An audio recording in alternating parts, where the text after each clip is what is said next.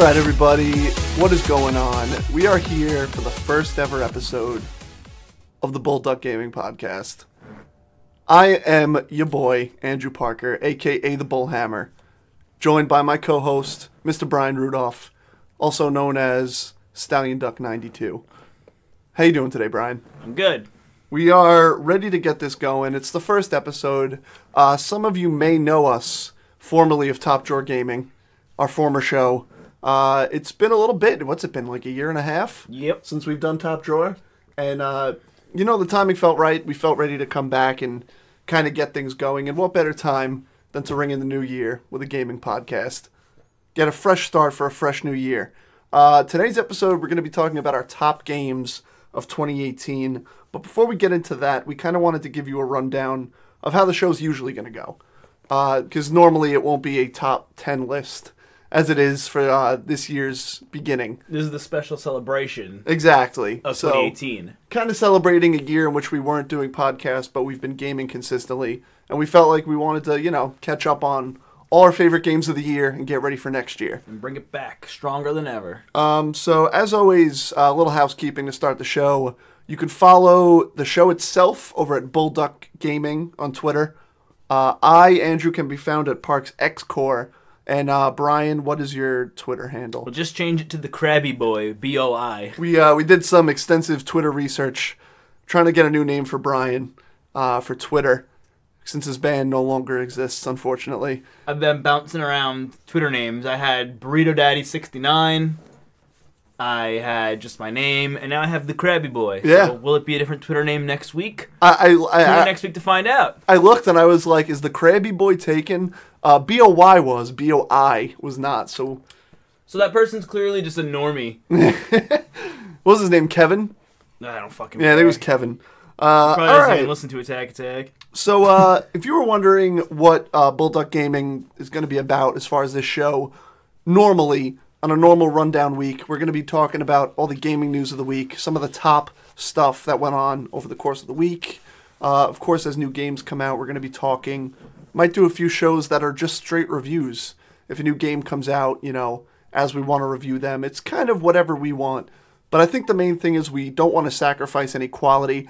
We always want to aim for the same time, but if we ever feel like something needs to be talked about for a whole episode, or if we go over talking about something, we always want to fully get across the message of whatever we're trying to deliver. So there will be great quality as far as the show is concerned. Yeah. I think it was something with Top Drawer. We would always kind of go along, some things would get cut out of a week, and that's something we didn't want to do here. We want to make this, we want to get our message across, really. Exactly. And that's what this show is about. So I guess we'll start it off like we want to start off most weeks. What we've been playing, really, for the most part, for the past week. Brian, what have you been up to? What have you been playing? What's been in the old PS4? So I just recently played Mega Man 1 and 2 bosses of Mega Man 2. Okay, how's that going? Fun. I never played them as a kid except for X, but, gaming as a child, you're stupid. I don't think I ever really played a Mega Man.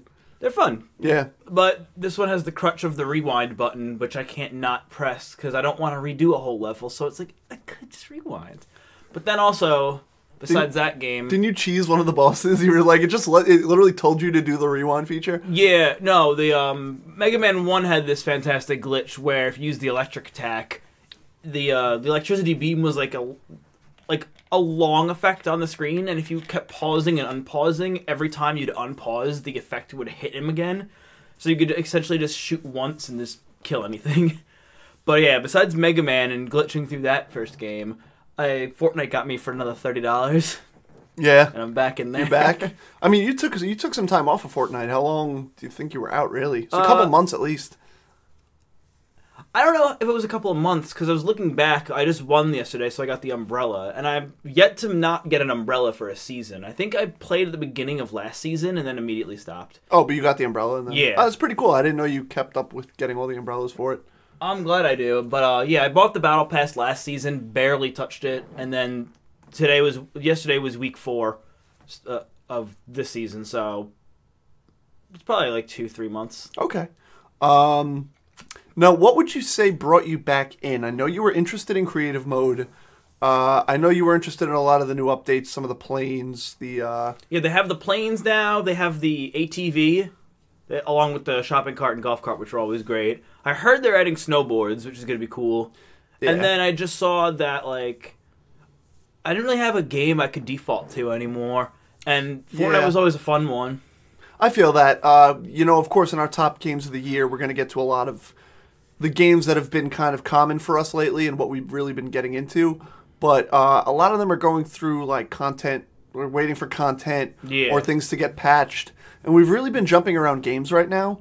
So I can understand the need to, or the kind of want to go back to Fortnite. I think it's really cool how they've been doing the vehicles. I've always kind of wanted to... They literally said that the map was too small for them to want to put vehicles in. And then it's like, fuck it. And I remember I always kept saying... I wanted vehicles when I played. I think I stopped playing in May or June of last year. Was when I kind of hit my peak of Fortnite and I was over it. And I always kept saying that they would add bicycles.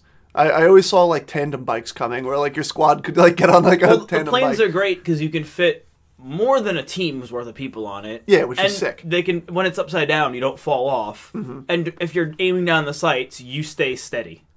That's pretty cool. So, like, you're not your aim isn't flipping around as the plane is. You're just looking in the same exact spot you're aimed at, which is really cool. And from what I've seen from videos, it looks like you can shoot down a plane as a normal gunner. Like, easily. It's not crazy impossible. And even which is what you if you're playing solo too, you can just hop out of the driver's seat and just go on the wing and start shooting in the plane. Just auto drives. I have seen that, which is pretty cool. The main thing that brought me back was the fact that the battle pass challenges. There's just something to do every week.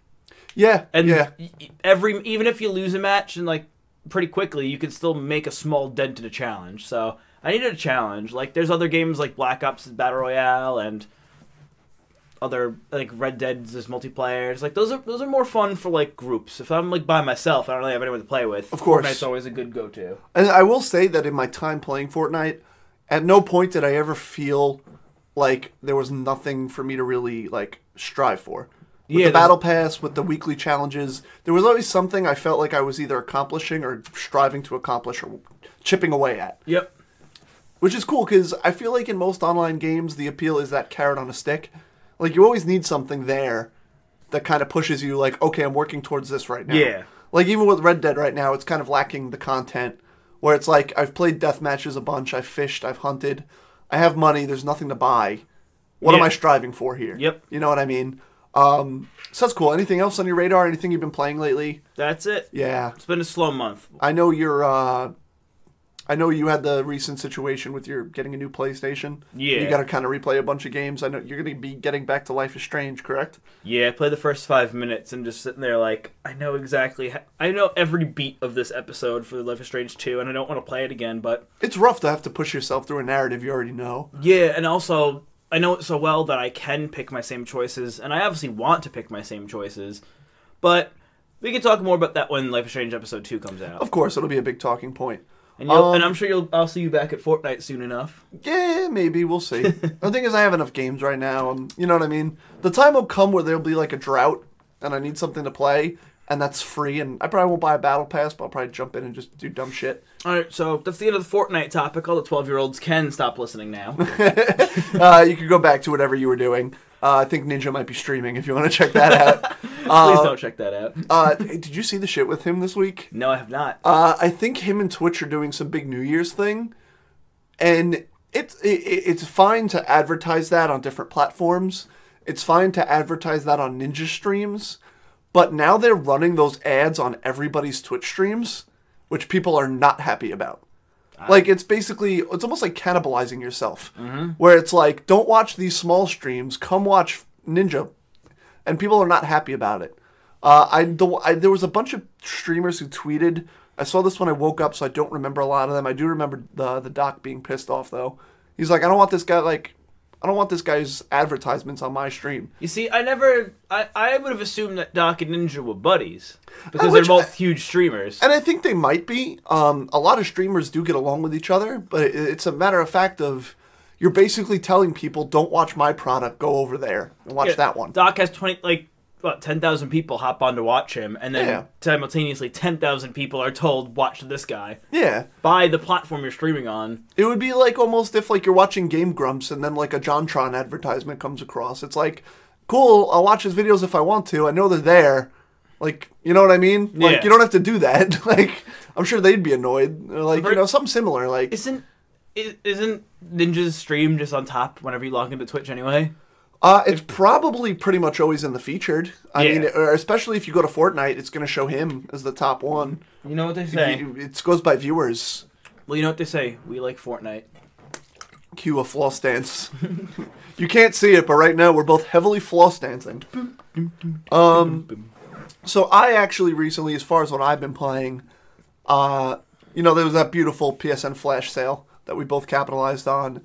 I picked up Battlefield 5. I think it was like $30, which is a game that was not on my radar at all, but at that price, how could I not? And I picked up the newest NHL game for $25.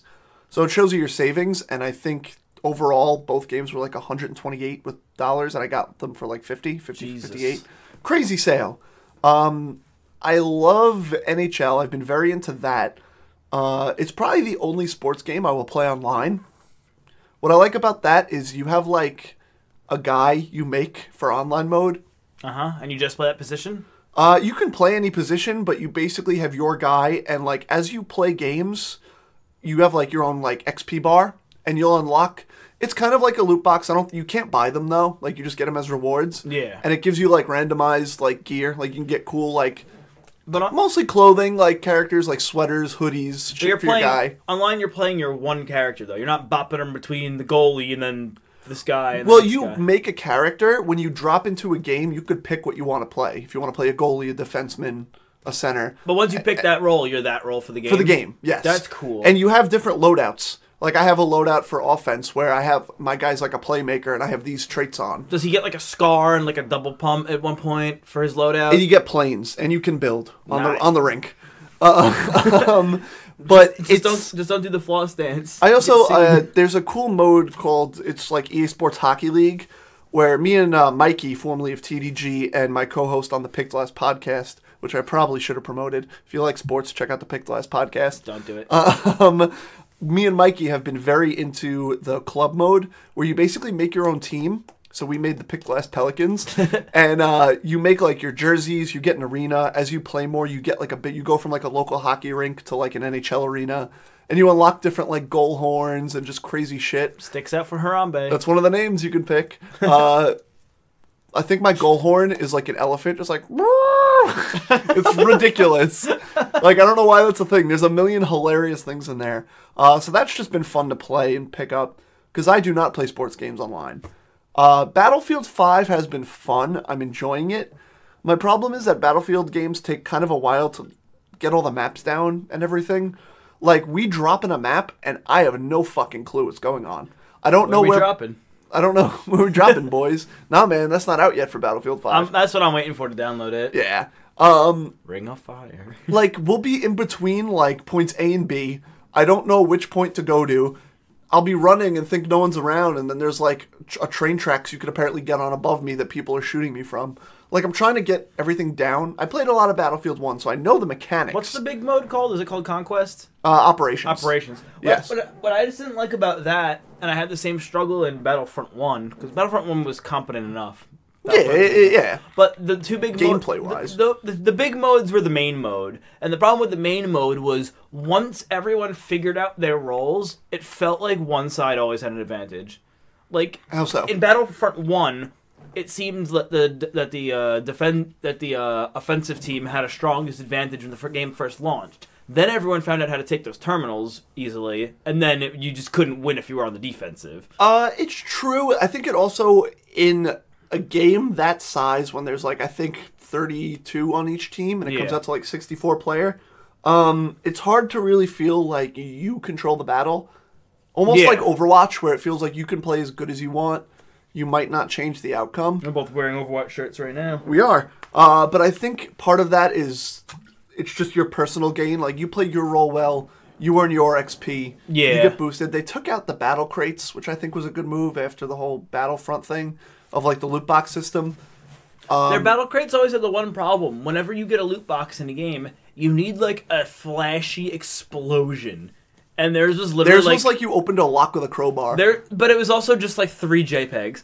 Yeah. It wasn't even animated. Like, even in NHL, it's cool because you zip the bag open and you could see like the glowing light of what if it's like a yellow, a purple. Like, what rarity you just had me play Onrush and you just like mow it down in a car. Yeah, like, it's fucking crazy. And then like Fortnite has like when you buy the llamas in single player mode, you just like smash it with like a random melee weapon. Speaking of Onrush, I guess I'll throw that in here as my final game I've been playing.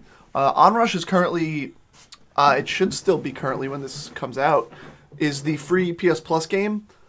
For a few more days. Yeah, so maybe it won't be out, but you probably should have picked it up. You should. For lesson number 1 on the show, even if you're not going to play it, go to the PS Plus games and hit add to library. Yeah, you don't have to download it, and you get the free game. And if you don't even want to see it in your library, I'm pretty sure you can hide it now. There's literally no reason to not hit that button. I have like almost 300 games. Yeah. And a lot of them are because of the free. Yep, and a lot of them I never played and I never will, but I have them. So Onrush, what Onrush is at its core, it's a racing game, but it's not a traditional racing game. There's no finish line. It's battle racing. It's not like Twisted Metal where there's guns, but it's about basically ramming your car into other cars and hitting the objectives. So I think there's 6 different classes of cars that range from motorcycles to like sports cars to trucks. Yeah, they're like all have different abilities. It's almost like Overwatch. It's like Overwatch and Burnout had a baby, is what I would describe it as. Where there's a lot of different game modes. Some you have to hit all the gates to extend your time. Some there's a zone at the front of the race and your team has to control the zone for a certain amount of time. It's all different battles and like basically it's just fun at its core. Like the gameplay is fun. It's a game, I believe it's published by Deep Silver, which was the team behind, the publishing company behind Dead Island and I think Saints Row for a time, when Saints Row was bought. They're all owned by THQ Nordic now. Yes. The problem with Onrush is that it plays, I would say it plays like a low AAA game. Like, not like... AA?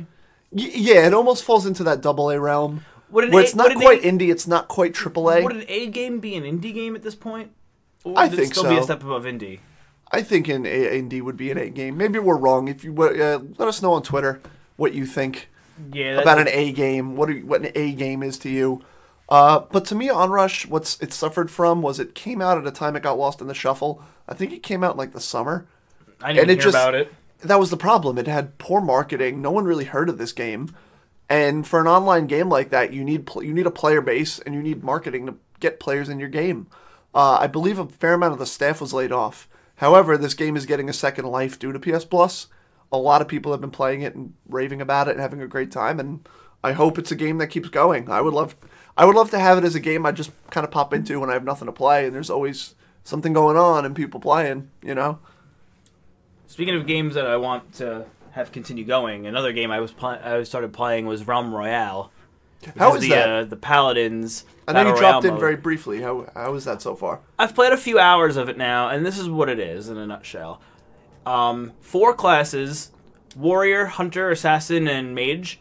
They each have different perks. Like, I only played Mage so far, so when I pick up a staff, which is a ranged weapon, and you just like shoot like beams out, and there's like a fire and an ice one that do different things, I get a damage boost with it because I'm a mage. And then also, my starting ability is just to fly, and you can like fly for 10 seconds. Oh, that's sick. And basically, what you do is it's a battle royale. Looks like Paladins, which is kind of just looks like Fortnite in a way.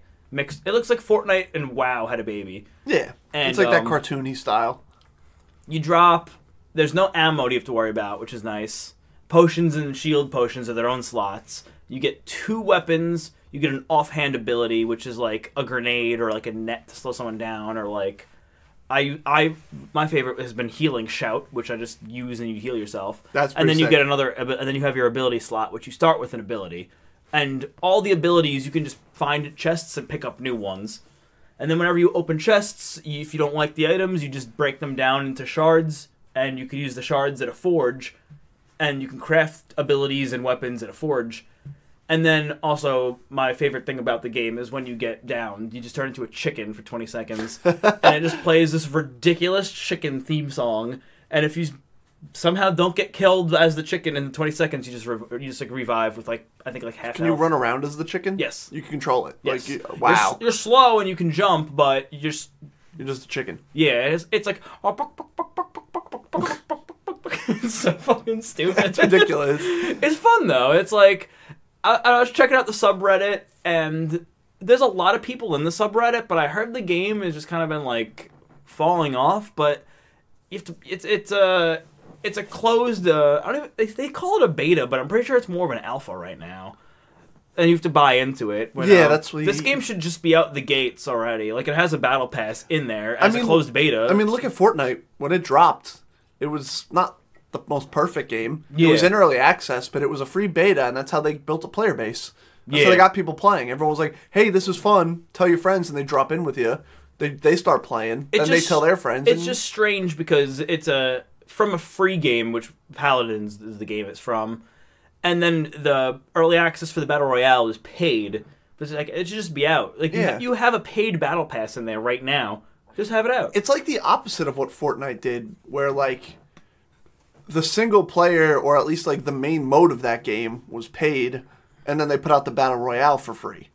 And in turn, it made people want to play the Save the World or the main mode. But this already feels so much better. Like, the off the top of my head, the abilities I know of was, like, you can go like invisible and like run faster. There's the fly, which is awesome. There's like a dodge roll. There's like a dash that hurts people. There's like a leap that hurts people. And you haven't had any trouble like finding matches? Like there's been players? Nope, there's been players. It's been awesome too. All right, yeah, I'm definitely gonna download that. And we'll see if we can drop in there. Also, there's mounts. So. Oh yeah, well there you go. Mounts are nice. Hell yeah! Is 2018 the year of the horse in video games? Hell yeah! But does it have horse testicles? I will. Actually, I checked when I was playing the other day. The thing about it, there can never be a game without horse testicles again, with horses in them. Just, you can't not do it anymore. It was such a thing this year. It was such a moment. Okay, so I guess we can get into the main topic of the show, which is going to be our Game of the Year list. Now, before we get into our top list, we did have a couple of honorable mentions. Mm-hmm. And it was kind of things that maybe didn't release this year, or games we've been playing for a while, that maintained a big presence throughout 2018. I believe your first one was Fortnite. Yeah, we already talked about it, but... Yeah, but we can still hit on... memes aside, Fortnite is a good game, and the company's doing good things with the money they're making from the game, so props to them. Let's be real, 2018 really was the year of Fortnite. Because as much as it came out in 2017, it came out late. I think it came out in September or October of 2017, the Battle Royale. But 2018, I would say, was when it really exploded. Plus, you gotta remember the fact, Fortnite strong-armed PlayStation into crossplay with Xbox. Yeah. Like, that's unreal. That's unheard of. And it's probably gonna continue. I don't know when we're gonna get news of... I think Minecraft or Rocket League is next. But...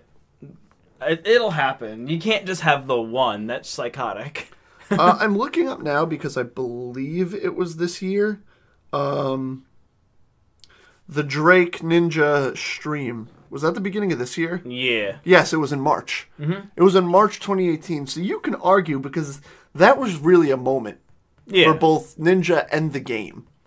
And I feel like that took kind of the game to a new level. Where it was on the rise, everybody was talking about it, it was being played, but I feel like that night brought so much attention to the Twitch platform and the game. I just remember the night that I saw that Fortnite came out last year, and I tried it before. Like I tried it when you guys were all playing like GTA or something. I was like, you guys got to download this. This is something else because it was all the stuff.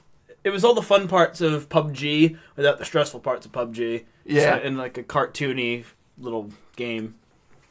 We also have on the list for honorable mentions GTA. Yes. Which I personally feel like I've put to bed. I think with Red Dead's release, we have put it to bed officially, although they are still making content for it. Will we pop in? Who knows?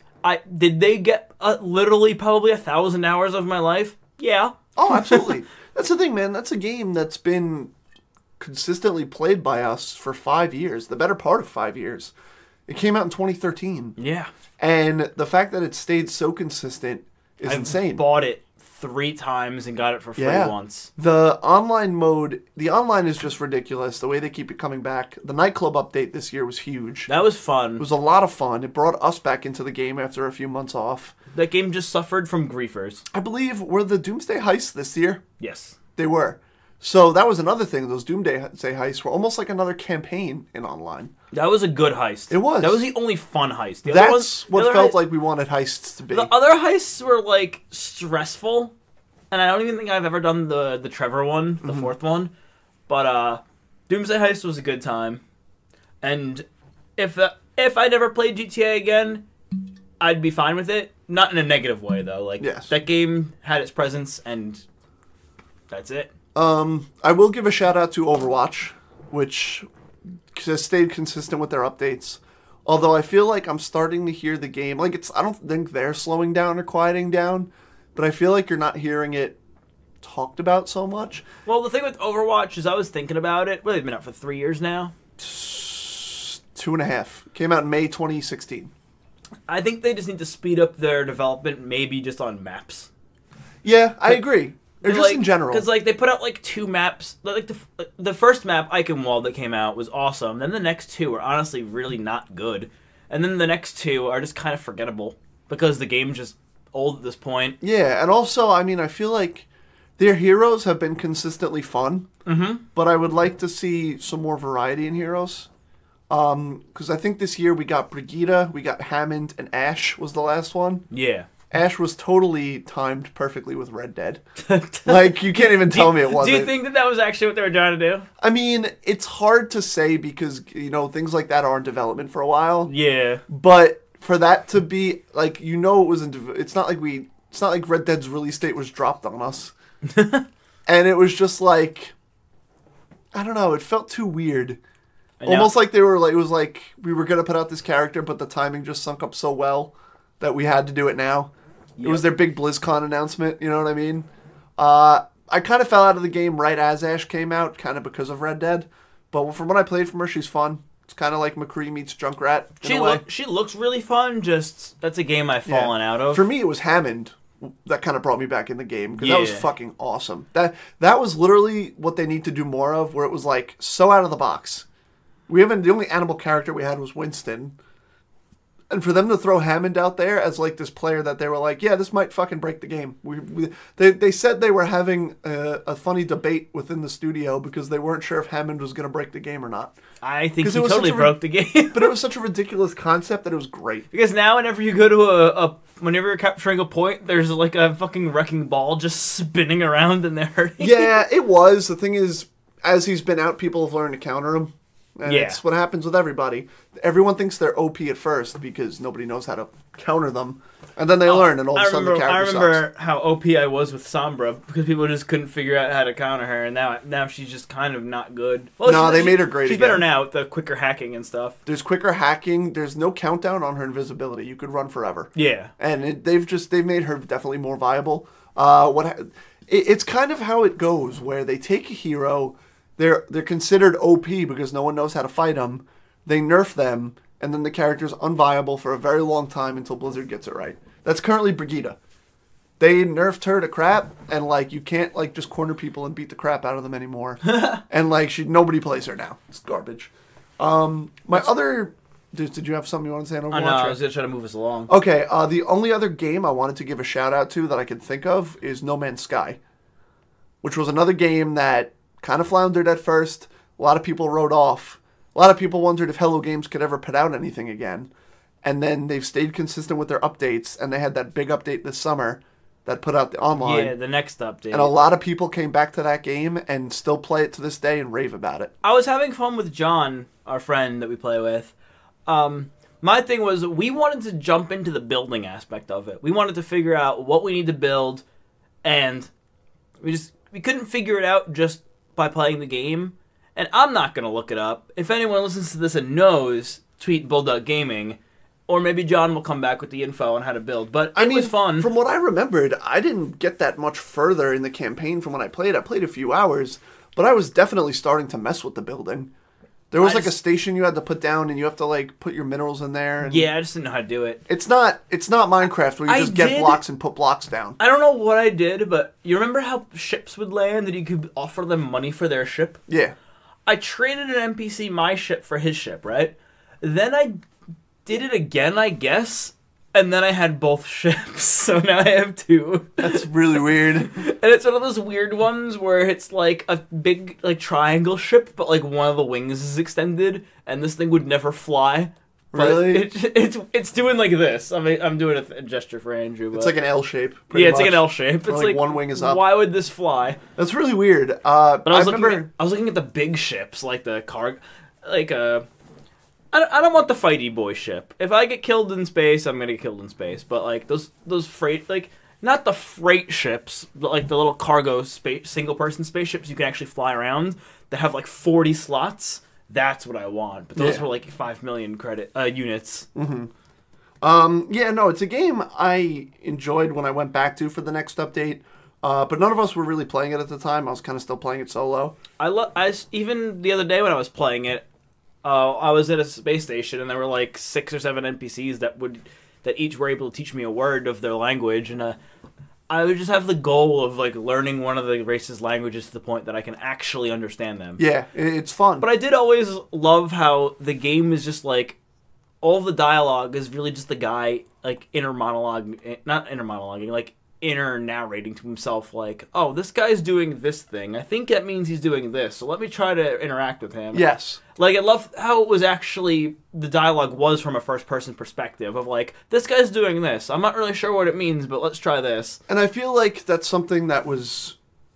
the thing was, like, their advertising was not clear in the game, but when the game came out and you played it and you understood what it was, that was kind of the narrative they were going for. It was, like, how fucking lonely space was. There was nobody around. There's still nothing. You saw these guys at the stations, and it was just your inner monologue, and it was almost like reading it was like a sci-fi novel come to life in a game. Yeah, pretty much. There's still nothing to do in terms of a goal. You make your goal. Like, oh, I want to make me and our friend want to build a base. That's our goal. But once we build our base, are we going to keep playing? Who knows? Well, there's other things to do. There's like space stations you can go like take. There's space fighting. They need to add some kind of like. Battle Royale. No, that's terrible. They need some kind of like progression system of like stuff you could unlock that's fun by doing other things that are also fun.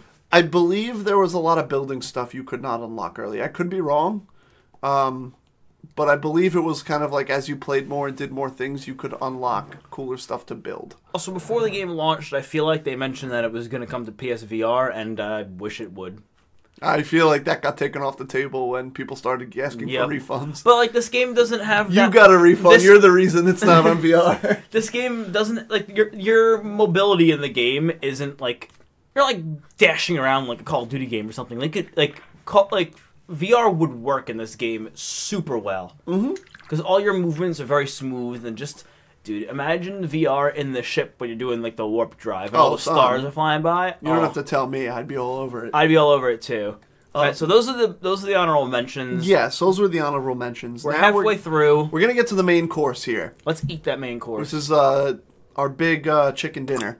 Which now, the way this worked is we each had our top 10 lists. And we did this... Nice, right in the mic. We did this in a system of points. Where we each had a top 10 list. My first game would be 10 points. My 10th game would be 1 point. And vice versa with Brian's. And then we'd combine the points to figure out what our combined top games were. So we have the list, and what the list is our combined top games. And as we go, we can say what they were on our original lists. Let's start from the bottom up. You want to do bottom up? Yes, sir. All right, so bottoms up. Let me pull up this list again. Well, our number, we actually, because we each did 10 games, we had a couple of ties. Yeah, we had a three-way tie at a point. So we have I think, 3 different ties. One of them is a 3-way. So we actually have a list that's our top 9 because of how the ties ran out. So game number 1 on our list, which was number 9, is Black Ops 4, which was on your list. Yeah. And I believe that was your 10th. And that's mainly just because the zombies mode was fun. I actually heard you can win it. Can you? Yeah, at least for the Roman one, I think there's like a thing where you have to like sacrifice 4 of like the big Zombo boys, and then I think you can actually win or something. That's interesting. I'm not entirely sure, but I didn't mess around too much with the zombies. Like, we played it, but we basically just ran around and survived as long as we could. We didn't do any objectives. Yeah, we were not doing those objectives at all. But it's fun. And then Blackout is okay. Just in a competitive sense, COD is not a game for me. I think I had bought it originally. I believe it was on sale, and I bought it as one of those games that I know I'm going to always go back to when there's a drought. Yeah. Because there was so much happening late in the year. We played it a lot recently. I was enjoying the hardcore team deathmatch we were playing. I was not enjoying that one, except for the moments where I was killing our own teammates. Well, then I got the old boot. Our buddy John picked up the game, so it's been nice. I think that was another problem, was we didn't really have anybody else to play it with. For me, it's been a bit of nostalgia, because I used to play Black Ops 2, Modern Warfares. I fell out of Call of Duty when they started the jetpacks and the running around, the running on walls. It wasn't for me. Oh, dude, we played that beta and we were disgusted. Exactly. Well, so the only thing about that one, which I think was that Advanced or Infinite? Infinite. It had the creeping in water, which was cool. Yeah. I don't know if it's the thing in this game, and I mean you can swim in Blackout, but yeah, I don't know what your visibility in the water is. We had played the beta for Blackout, loved it. We played a bunch of it. I've played a little bit of it in full release. I've been meaning to go back. I just haven't been in a Battle Royale mindset, but Blackout is very fun. It's fun, and there's one issue in Blackout. What's that? You go into a house, and there'll be maybe one gun, but then there's just weapon parts all over the house. It's like, I don't need any more scopes! Yeah. Well, I think it's like you're not supposed to pick up everything. You pick up what you need at a point. It's all about how you manage your inventory. But I've just loved getting back into that old Call of Duty vibe where I'm not jetpacking, running on walls, doing like 8 backflips when I shoot a guy. I've loved just getting around the map, navigating. You could still slide. You still have some crazy fucking perks. The sliding is good. The perks are good. It's satisfying. Nothing rivals COD as far as like arcadey Twitch shooter. The wall running was because Titanfall 2 came out and people actually liked it even more than the first one, I think. Yeah. And they were like, "Oh no, did we mess up?" And then they tried to copy them, and then people hated it, I think. Yeah, because it's like they just reverted. Sometimes I don't want my peanut butter mixed with my chocolate. I mean, I always want my peanut butter mixed with my chocolate. I mean, I don't always. I love a good peanut butter cup. But if you're telling me I gotta run on a wall and jetpack over to that peanut butter cup, I want nothing to do with it. I'll always do it for the peanut butter pie. So that was number 9. Now that was not on my list. That was 10th on your list, right? Now moving on, we have number 8, which was, I believe, was on my list. I don't think it was on your list. A Way Out. Yes, a game that we both didn't finish, and I think we got to the same exact point, not playing with each other. Pretty much. Which we will stream that game and beat it. We will. We are going to be, another thing we're still working on that will be out soon is our Twitch channel, Bulldog Game, twitch.tv/Bulldog Gaming. I should probably follow that. I haven't made it yet as of this show. I thought you did. So stick tuned to the Twitter for that. I don't think that name's taken. I think we'll be good. We're very prepared here. If you cannot tell that we're recording this before we've officially announced anything, you people don't even know this is coming yet when we're recording this. We recorded this last year, for God's sakes. This podcast has been recorded for 10 years, actually. Fuck. I didn't know that. So, A Way Out. How long would you say we put into the game? I just escaped the jail. Yeah, and we that's both not a spoiler because it's so a how many hours in would you say that is? 5? 10? No, maybe 2 or 3. You think so? Is it really that short in? Because I played it in bursts. I played it with our friend Josh, and I think you played it with Luke, formerly of TDG. Yes. And we played it in bursts, so it's hard for me to gauge how much time I spent playing that. However, what I did play, I really did enjoy. I think it was a game that was a little different than I thought. It was a lot more kind of puzzle-based. I liked it. I did too. I thought it was good. I didn't expect that. I remember scenes where you're breaking out and you gotta like get in the workshop and your friends gotta get in the bin and you gotta like wheel them out and get past the guard. Other scenes where you're in the car. Did you drive the car over the bridge?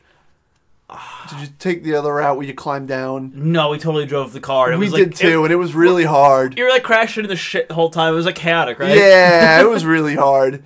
But But it was really fun, and I actually very much look forward to going back and streaming that with the both of us. Yes. Because I did want to see how that game played out. It's just for whatever reason, we stopped hanging out and playing that game. Is there a sequel? Is there a sequel possible? Is that it? Breaking out of jail again.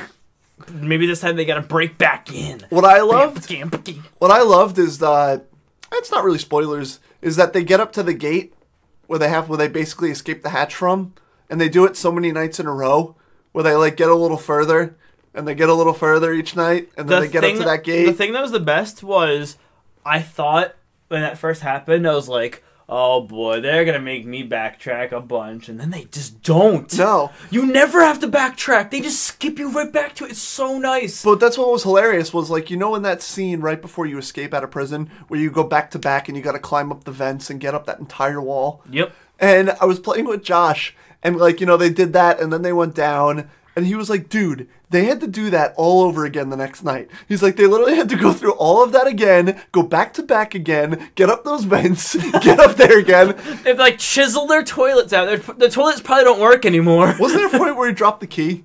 Or I think we joked about that, where he's like, he just drops the fucking key and you hear it ding, ding. So you're like, God damn it, we gotta go all the way back down. I liked what me and Luke when you're crawling through the fan, I'm just like, pull it out, and he just pulls the fucking pole out, and you're in the fan. It's like, So it was a game I definitely thought deserved to be on the list. It was memorable. I thought they took bold chances with making a game that was split screen only. And I'm very excited to stream that. So stick tuned for that. Check out the Twitter. I'm not going to plug a Twitch that we're still in the process of making. Oh, it's to be made in 2 seconds. Oh, you're doing it? Yeah. Fuck yeah. Well, you announced what it was going to be called. Yeah, we got one of our friends is a troll and was supposed to take the name. Well, I would hope we'd have it ready by the time this is published. Okay, now number 7 on our list is the big old 3-way tie. Oh boy. So the way we're going to do this is I'm going to name all 3 games, and then we're going to start and work our way down. So this came out as, each one had 3 points. Jesus Christ. That's Twitch for you. So the 3 games are Pokemon Let's Go. Didn't play it. Monster Hunter World. Played it. And Death Road to Canada. Love it. Which was the most, controversial, well, not really, I guess just debatable as far as should it be on the list. Because it launched in 2016 on Steam, and then it came to console. At least it came to Switch this year, I'm pretty sure. I think it was a full console release this year. I know we had the honorable mentions where we mentioned games that had been released. However, to us, this game was new this year. It was a game we'd never heard of, never played, and it released on Switch this year, which I believe warrants it. It's able to be in our personal discussion. I think it was console all across the board this year. We're not fucking IGN. If I want to put Death Road on my list, I could put Death Road on my list. Death Road is better than a lot of games that came out this year, for sure. So I believe we can start with Death Road. This was not on my list at all. However, I believe it was 8th for you? Yeah, Death Road is basically wacky Oregon Trail in a zombie apocalypse, and instead of just choosing what you do in scenarios, you actually go out there, and it's like a little beat-em-up arena. Yes. Where I gotta get through this hotel and gather supplies, and then when I feel like I'm getting overwhelmed, get the hell out of there with what I got. You can custom make your own guys. You can give yourself, I believe, 2 traits. Yeah. And you start with you and 1 buddy. So, of course, naturally, we make ourselves. And you have all those little choices to make of, it's like, we need to stop for supplies. Do you stop at a shitty broken down shack or Walmart? Or Y'all-Mart, as it's called. And you have to choose, well, we could go to Walmart and face a bigger horde, but possibly get better rewards. Tons of food there. The charm of this game is the random other teammates you can recruit. There's a bunch of just random people, but then there's a bunch of specialty characters. My personal favorite is a Link knockoff. He can spawn as a couple things, Lank, Lunk, Lurk. Just whatever they want to spawn him as, and it just looks like Link in I think he's in a purple tunic. And as you progress with him, his sword is just like the normal sword, and then eventually upgrades to the Master Sword. But between that point, he'll have a boomerang or bombs, and he just every time he attacks, he just yells, yeah! I also remember when we ran into him, it was like, you come across a strange man on the side of the road breaking pottery with a sword and a stick. Yeah. There's clearly something wrong with this man. Should he join your posse? And it's like, yes. It's just so funny. I believe you also found Garfield. Yeah, there was like a Garfield. His name was literally G asterisk asterisk asterisk asterisk so on, and you find the man in a mascot costume yelling about how he hates Mondays. And then if his morale level gets down too much, he yells, "Today's Monday." And I think his mascot head's not on at that point. Today is Monday. I remember recently we played, and we found a character who was just ripped out of his mind. The bodybuilder. He was a bodybuilder, and he couldn't use any weapon, and he would just grunt. We did not think this guy was useful at all. He died. We looked it up later, and apparently he can pick up the fucking cars and like crazy shit off the map. He can just pick up anything and throw it. Yeah. It's also very challenging. We never got to Canada. We've both gotten close. It's hard. Yes. On my own file, I got to the second to last day. You do 14 days, so it's basically I think it's basically you have to go into a level 14 times, and then sometimes you'll have like a random zombie horde that's unavoidable. I think those might be on top of the 14 times you can stop, but it's hard, man. It is. It's definitely a game worth checking out if you have a Switch. I believe it's also on PS4, PC, everything. And now. it's no more than $20. It might be $15. Yeah. It was cheap. It's a good little game. I think it's one of those games where the best part of it is just the memories you have of like the stories you create. Like I remember when I was playing and I made it so far, I was almost to Canada, and my whole party died, and all that was left was my dog. Yeah, me and it was too. like, clearly the dog can't drive the car. It's like, wait, the dog finds it within himself to get in the driver's seat. The dog grabs the steering wheel, and then he's just driving the car. It's so stupid. That shit's so great about it. Also, the game has a phenomenal soundtrack. There's not that many songs. I honestly feel like there's like 4 or 5 songs. But they're so catchy. They're really good. They're like funky and 8-bit at the same time. It's so good. Like, it's literally like, one of the songs is literally like the blues riff. Like, but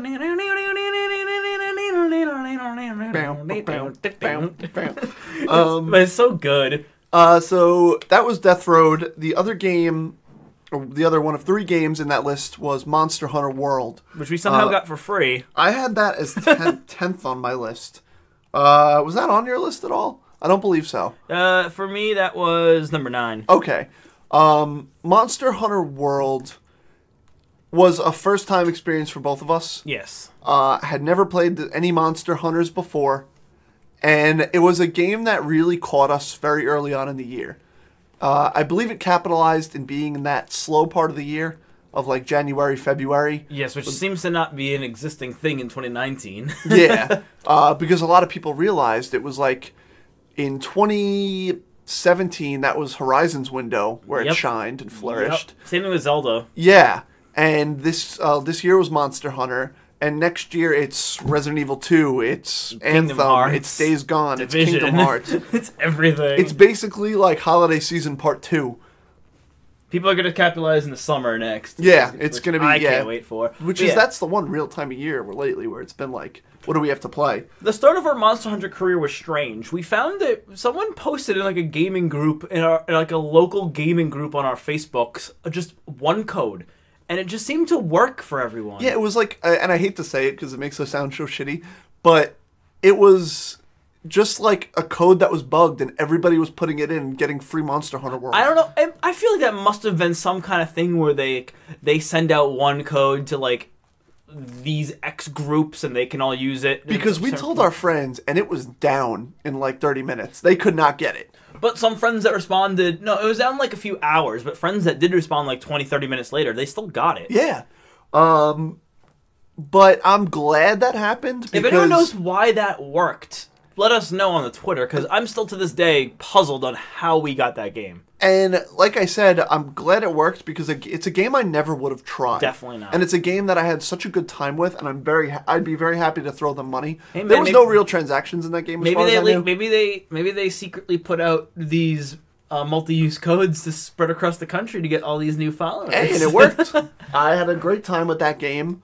We kind of fell off it when new stuff started coming out, and never really went back. I picked the wrong fucking weapon. I just played with the big fucking hammer, and it was great. See, I liked my staff because I could do the fucking giant jumps in the air and stuff. Yeah. But if you remember correctly, I had to shoot the bug from the staff.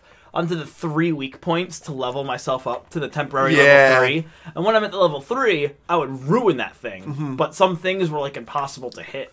See, with the hammer, I could just run up walls and do like a fucking Sonic spin off of them with the hammer and slam on the monster. See, it was great. If I ever get back into the game, I'm going to either just do a classic like greatsword thing or do the hammer. I've learned that, and it's very fitting to my name of the Bullhammer, but I'm just very good in most games where you just give me a giant hammer. Well, King Dedede, Monster Hunter World. Well, in Realm Royale, one of the melee weapons is a giant hammer, and you can either melee people with it, or I think as you swing it, it shoots like a beam out like Thor's hammer. You'll find me on Realm Royale squashing fools. So Monster Hunter World, I definitely think deserved a mention, although I feel like we played that game 8 years ago. It was the beginning of the year. The only other game that tied for 7th place for us was Pokemon Let's Go. I did not play that. It was another game you didn't play. It came in at 8 for me. So between it coming in at 8 for me, where it fell between me and you with Monster Hunter World, that's how it tied. I played the Let's Go Eevee variation of Let's Go. The easy version. It was so nice for me because I fell out of... I think the last ones I played as a kid were Gold and Silver. I fell out of Pokemon hard. I played I think I played Black 1 or 2 for like 10 minutes. It's like, I don't know what's going on in this story. I don't care. I just fell so far out of it, I didn't know what the Pokemon were anymore. Red and Yellow were my game. I enjoyed Pokemon Go because it was what I knew. I had played Sun and Moon because that had enough of the Kanto Pokemon that I knew what was happening. And it was fun, but something about this game just resonated with me because I forgot how much I loved Yellow. Or just like those old games. Like, it was just so, like, I almost forgot half of the stuff. I know Blue is in the game, but is Red in the game? Or are you supposed to be Red? I think, I stopped playing after I beat the, Elite Four? The Elite Four. He would be... You go in the cave, like, I saw Mewtwo got my ass kicked, and that was about it for me, because Smash was coming out. Was there no final guy after the Elite Four? I believe he is in that cave somewhere, but I never found him. Because I believe, because if I remember from the anime Pokemon Origins, Red beats the Elite Four, and then that makes him the new, like, guy. So he's... There was also, because I never found that guy, but I definitely didn't keep playing. Let us know, Bulldog Gaming on Twitter, if that exists, because I'm not totally sure. I'm pretty sure that is Red in the game. It probably is. Well, as your character? No, you're saying? I think Red is in the game. Yeah, probably. I don't think you are Red. You're supposed to be Ash combined with someone else. Yeah, I think Red is in the game. There's also the Master Challenges, which I never got into. What is it, like revive all the trainers you fought and no, they're stronger? It is so fucking tedious if you really want to do that. There's literally 1 million trainers spread out throughout the world, and you go up to them and they'll have a little bubble above them with whatever Pokemon it is. And there's one for like every fucking Pokemon. Oh, and you need to have 150. you need to have like a mastery level of that Pokemon to do it. Does he have one Pokemon or a full party of that Pokemon? I think that one, but I think you have to fight it with your one. Oh, that's a thing. Like, I think so. Because I remember the dumb thing about old Pokemon games was like, this member of the Elite Four has 5 Pokemon. Yeah, well, that's what I always hated. Is even going through that game, I'm like, I'm fighting mid-level guys. But they just they have like 2 Pokemon. Yeah, so like obviously I'm gonna win no matter what. Is that a thing? Like if a trainer has 2 Pokemon, it's two Pokemon battle and you choose? Oh no! It's just for the mastery things. Yeah, no, it still has it. Where this guy has 1 Geodude and I have like a fucking Moltres and everything. Like, but that's everything. That's pretty cool though. Still. Yeah, no, for those battles it's very cool. Did you find the old Grumps in there? They're in there. Are they? I didn't see them at all. There's I forget which type of trainer they are, but like one of them's name is Dan, one of them's name is Ross, and then the other one's name is Aaron, and it's Arin, Aaron. So like they might be some of the mastery guys because I didn't see them, or at least maybe I saw them and didn't know to look for them.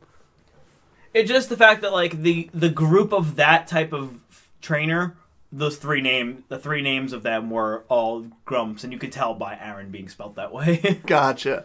But yeah, it was just such a fun nostalgia trip. It was a game that took me maybe 20, 25 hours. Let me ask you. And it was just fun going down memory road. Which of your Pokemon, besides Eevee, of course, was out most of the time? Was out? Did you like ride one of them around and shit? honestly, I got annoyed with the riding them around because something it doesn't tell you in the game, like, there's like, you know how you always find items on the floor, they look like little Pokeballs? Mm-hmm. There's other items they don't tell you, and you literally have to look at your Eevee's tail, and it starts wagging really fast if there's a secret item on the ground. Like, that's how you find, like, the moonstones and everything.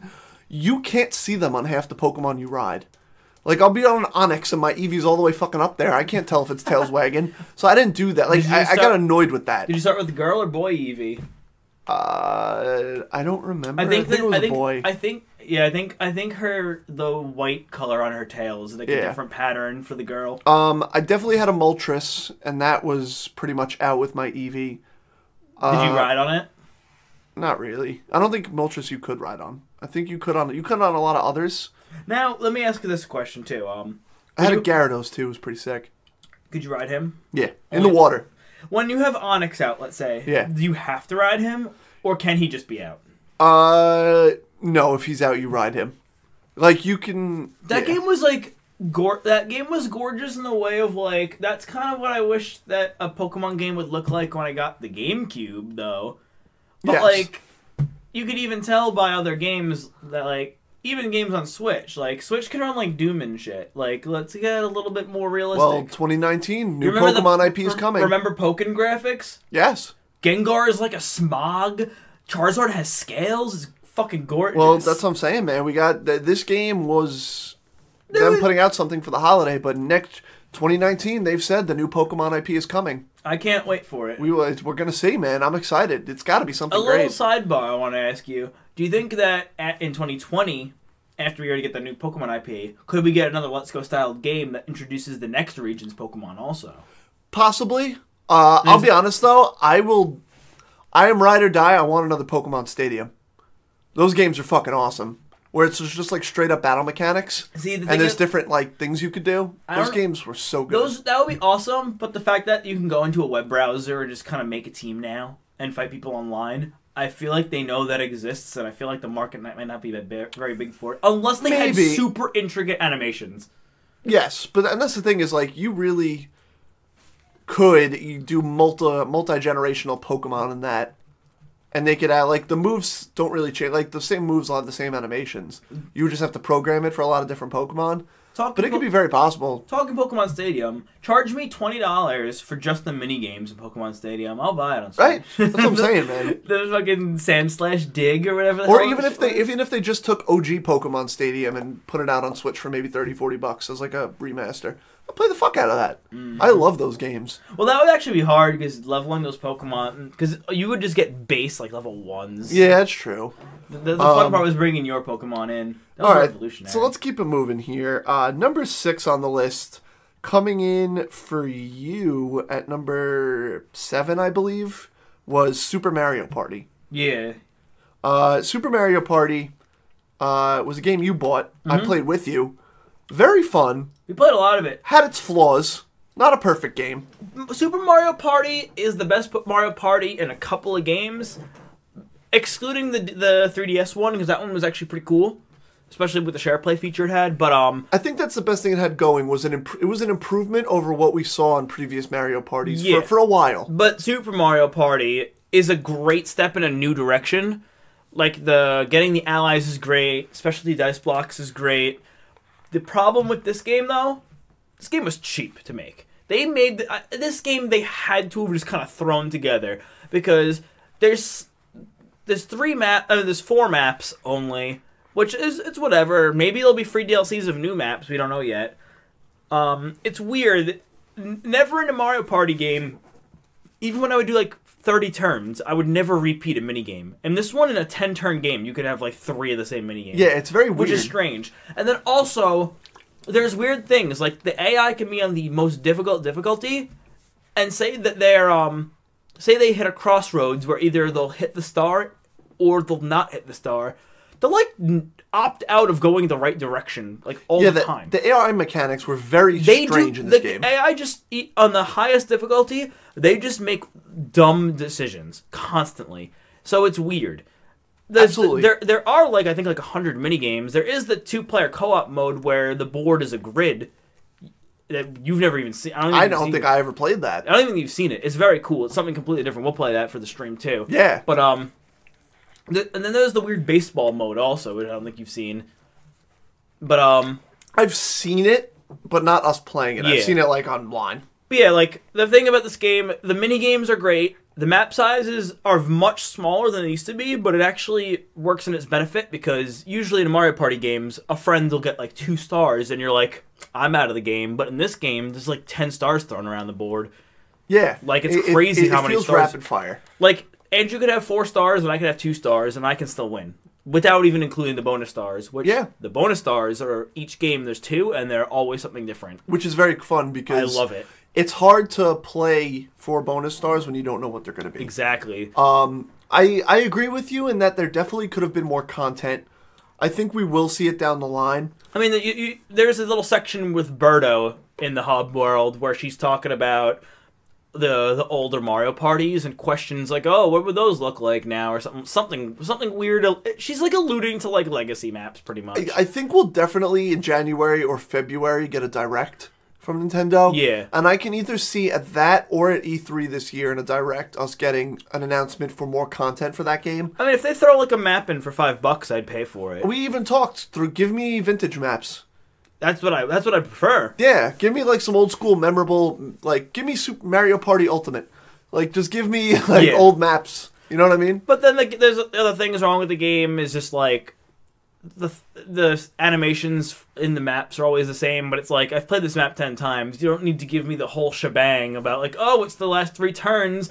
Here's Kamek to mess up the map a little bit and like waste a minute of my life. I never mind that, except that button. I didn't mind that in old Mario parties, but in this one, I feel like because it feels so rapid fire, those things almost feel useless. They slow it down. Yeah. But other than that, it's definitely the AI problems, the mini game repeats, and the lack of maps or just content. Overall, though, it's much better than the last few Mario Party games. Oh, absolutely. Very good. Like, especially the notorious Wii U one, which was just garbage, where it's 4 people in a car. Yeah, they got. In case you didn't know, you're not. They changed it to everyone moving as a unit, and now it's not that anymore. Which is like the 3DS game actually made that fun, though. Yeah. I think it might have been. I think it was in there. I think it might have been a victim of it's a game that maybe started production a little bit before the Switch or during when the Switch launched, and they needed to have a game out. Oh, Super Mario Party? Or? Yeah, Super Mario Party. No, I think they just kind of quickly made it, honestly. Well, that's what I'm saying, because they needed to get games out.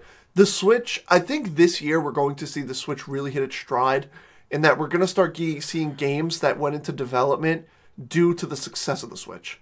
These first 2 years, besides Odyssey and besides Breath of the Wild, has been games that they were like, okay, this thing's a fucking hit. We got to make shit.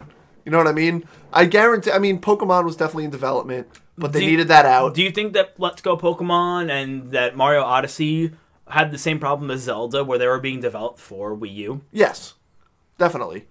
I think the new. Well, I think they might have started early on in being Wii U, but I think they realized like we're going to put out a new console. We're going to need a Mario game. You know what I mean? Yep. And Odyssey was great, but I'm just saying they might have been like thinking about it afterwards, and they were like, we need a Mario Party. Maybe deadlines started getting close, and it was like, had to cut a map or 2 that it's going to be DLC. So we'll see. I would definitely like to see some more content in that game. I think we're going to get a sequel instead. Super Mario Party 2? But that's it. Oh, Super Mario Party? No, I think you're talking Odyssey. Oh, yeah. No, I think we'll definitely. I agree with you. I think we'll see an Odyssey. That's for another episode. Now, number 5 on our list might get a little controversial for how low it is. It was on my list as second. It was not on your list at all because I know you didn't get to play a lot of it. I played like 2 hours. I got up to where like you... Oh, I didn't... God of War. I wanted to say the name of the game before you start telling me parts of the game. So yeah. God of War is 5th on our list. Second on my list, not on Brian's list, which is the reason for it being so low, as many would consider it a game of the year. Let me tell them why it's not on my list. Yes, absolutely. I liked it a lot. I didn't play very much, though. I passed that witch lady. I got to where, like, you're in that boat and you can kind of, like, go to... I think you're supposed to go to a certain place, but, like, you can go to other places. You know what I'm talking about? Like, a little... It's where the world kind of opens up a little more. It's kind of like a hub area where you're in the boat. Like, I got pretty much to that point, got off it, met the second dwarf guy. It's like mid-world. Yeah. And then at that point, that's where I fell off. No particular reason I fell off. I think Detroit came out or something like that. Yeah, because you started playing it a little later. And then it just never felt like getting back into it. And then I got the whole PS Pro thing, but I don't have a 4K TV. So I'm honestly just waiting till probably tax return season to get a 4K TV. And that's when I'll jump into God of War. So I can really see how pretty it is. Because it's fucking gorgeous. I think that's a good move. I think the fighting is amazing. Here's the thing. When you jump in, I feel like you have to start from the jump again. Oh, I probably lost that file. Yeah, that's true. I was going to say, even so, it's very hard to jump into a single-player game like that and remember where you were. I played the first level of, I think, God of War 1 or 2. One of the old God of Wars at Luke's house. Yeah. No substance at all. Well, this had so much, like, dude, I was almost, like, tearing up at the fucking, like, beginning when he's, like, burning the body. It's like, this is fucking awesome. And that, to me, was what really projected it so high on my list. Especially above a game to me like Spider-Man, because to me, Spider-Man, I went in knowing it's Spider-Man and I'm going to love it. God of War was a game that I played the first God of War on PlayStation 2. It didn't resonate with me. Never went back and played the others. This one came out and I went, just, okay, weird, it looks like, cool. Puzzly beat 'em up type Yeah, things, right? And this one came out and I was like, this looks cool and it's a soft reboot. So I could give it a shot. I love how Sony of Santa Monica just fucking crushed it. I love how it's not even like it's a reboot because they don't retcon shit. Well, exactly. I just meant a reboot in terms of like it's a new style of game. It's a new style, and it's a way to bring in people that maybe didn't play. I just love older how games. it's just pretty much in the story. It's just like all the old God of War games are still canon. Yeah, exactly. But they're started over, like, and he like regrets his past. Just like maybe possibly the studio, he regrets his past. Weird Kratos fucking all the ladies. I am going to straight up say that we're going to get into a little bit of spoilers here. If you have not played God of War, I would skip ahead. All right, I'll skip ahead. I can't tell you because I can't tell you how far it'll be. Maybe skip like 2 minutes ahead when we get to the next game, because I do want to get into a little spoilers here. All right, so from here there will be spoilers. For me, it was crazy. What sold me on how well this game was made was how, as someone who didn't play all the old ones, I felt that holy shit moment when you go back and you get the blades of chaos. Are those things that are kind of like the scorpion, like things he flings out on like chains? Kind of, yeah. But that's cool. You get those. You do. How do they work with the game's mechanics? Dude, it's fucking crazy. Like, you're at a point where like you're basically being told by I believe it was Freya, the witch. Yeah, I played this game months ago, where it's like you need to channel a part of your past, and he was like, he never wanted to, but he's like, I have to. And, like, the world is fucking in chaos, and you get on the boat, and you're literally on a boat that's driving itself back, and you're seeing, like, Greece, and you're sitting on the boat, like, reliving these memories. And, So not only is the old games canon, but they actually play a part? Yes. That's so fucking cool. You ride the boat, and then you go back to your old house. Do you remember when you had the first fight against Baldur? And that shit was so fucking dope. But do you remember when Atreus went under the floorboards? Yes, and you never notice it, but there's something wrapped in a cloth right by Boy. I feel like it's the blades. I feel like I did see this. Yeah, the blades were right there, and you go into the floorboards and you get the blades, and it's such a moment where you then walk outside and it's like a basic, hey, you're gonna learn how to use this. So here's like 500 fucking enemies, and you just go to town with the blades. It's such a powerful moment for someone who didn't. Endgame? This is like halfway because it changes the game really. Oh, so they play a part. Yes. Jesus Christ. Where it's such a powerful moment for someone that didn't experience why it's so powerful that they still managed to make it. It's basically like so important. It's just basically cleavers on a chain. He swings back and forth, right? Yeah. So do you not use the Leviathan axe at that point, or you have both? No, you have both. You can choose what you use in fights, and some fights are more made for the chains. Can you quickly switch between or no? Yeah, I believe so. From what I remember. Button or pause menu switch equipment? I think it's button. Just from what I remember.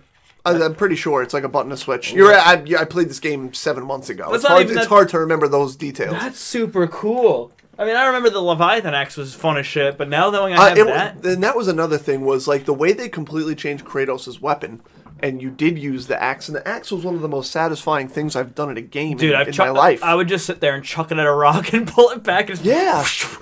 I remember being on a lift going to a part of the mission, and it's one of the parts where it's just meant to be cinematic. It's meant to be you're having a conversation with Atreus. Just playing catch with yourself. The entire time I'm throwing it into the distance of like the air and just calling it back, and like while I'm talking to him, just fucking like a yo-yo, like a frisbee. I'm just chucking this thing because it was so satisfying. I remember I was trying to get like the collectibles, which were like whatever those like green birds were that were just kind of floating around. Yes, the birds of Odin. Dude, this fun bird was so far away. I must have just not been in the right area of the map to get it. I was chucking the axe from like every angle trying to like get it. I was like, God damn it! But like, it was a game that presented itself with enough challenge. I loved all the realms you go to, and how there was still so many we didn't explore. They left a lot to be left, to be discovered. For a sequel, or? Yes, most likely. Can I spoil an after game thing? Do you care, or should I? Go for it. It's very cool when you beat the game, and they don't tell you, and there's a secret after scene when you go back to your house. Where you go back to your house, you and Atreus go to bed or whatever, and then you wake up to a thunder crack, and you walk outside and fucking you just see Thor's hammer. Like he's fucking at your doorstep. And the game ends. That's crazy. Because he's like, you've been fucking with my family. Like, he didn't say anything. Just a giant thunderstorm and fucking Thor's at your doorstep. I don't want to ask a bunch of spoiler questions. Of course, yeah. But it's I just want to say that was another insane moment. According to the legends that you would like, remember you'd find like legend, like things that like Boy would be like, oh, look at this. This is the story of blah blah blah. Wasn't there one he found where it was like how Thor died? I don't think so. It might have been someone else. It might have been. Oh, maybe not. I think Odin's still alive. I don't know. I know, it might have been Baldur's brother. Maybe. That would make sense. I think it was Baldur's brother, but Thor wasn't. You don't kill that many gods in this game, right? No. You kill a few, though. Yeah. That's very interesting. Is the first boss fight the best? Or is there better ones to follow? There's some pretty cool ones. I think that one stands out. But there's some pretty cool ones. All right. Let's move on. Yeah, let's move on. I don't want to keep spoiling the game. Spoilers are over. We should maybe put in the show notes when the spoiler territory was. Okay. That'll be our thing. If we spoil stuff, since we're an audio podcast right now, we'll put in the show notes when the spoiler territory is. I marked the timestamp. When it started? No, when it ended. I didn't get when it started. We'll find it. Yeah. And we'll put it. Just because... Of course, you never want to mess with those. Yeah. So now at number 4, we have another tie. And I believe this is going to get controversial for us. Because this is where people that make it this far in the episode might have a problem with what we have to say. So, Let's start with the easy 4. The easy one, we'll ease into it. Number 4 for us was Sea of Thieves. Sea of Thieves is beautiful. It's so fun. It's so relaxing. Well, let's say what it's tied with. Because it's tied with Fallout 76. Which is where a lot of people are going to have a problem. They're going to look at this list, they're going to say, you idiots put Fallout above God of War, when it was just a victim of the point system. For me, Fallout 76 came in at 5th. For you, I believe it was higher. Because you... What did you have it at? For me, Fallout 76 was lower. It was 6th? It was 6th. Okay. I believe we swapped with Fallout and Sea of Thieves. Yeah. Remember, God of War is only where it is because it's not on my list because I didn't really play it. Of course. Now, as far as why Fallout might be up this high, these are our personal lists. We did not deal with we've seen the horror stories online.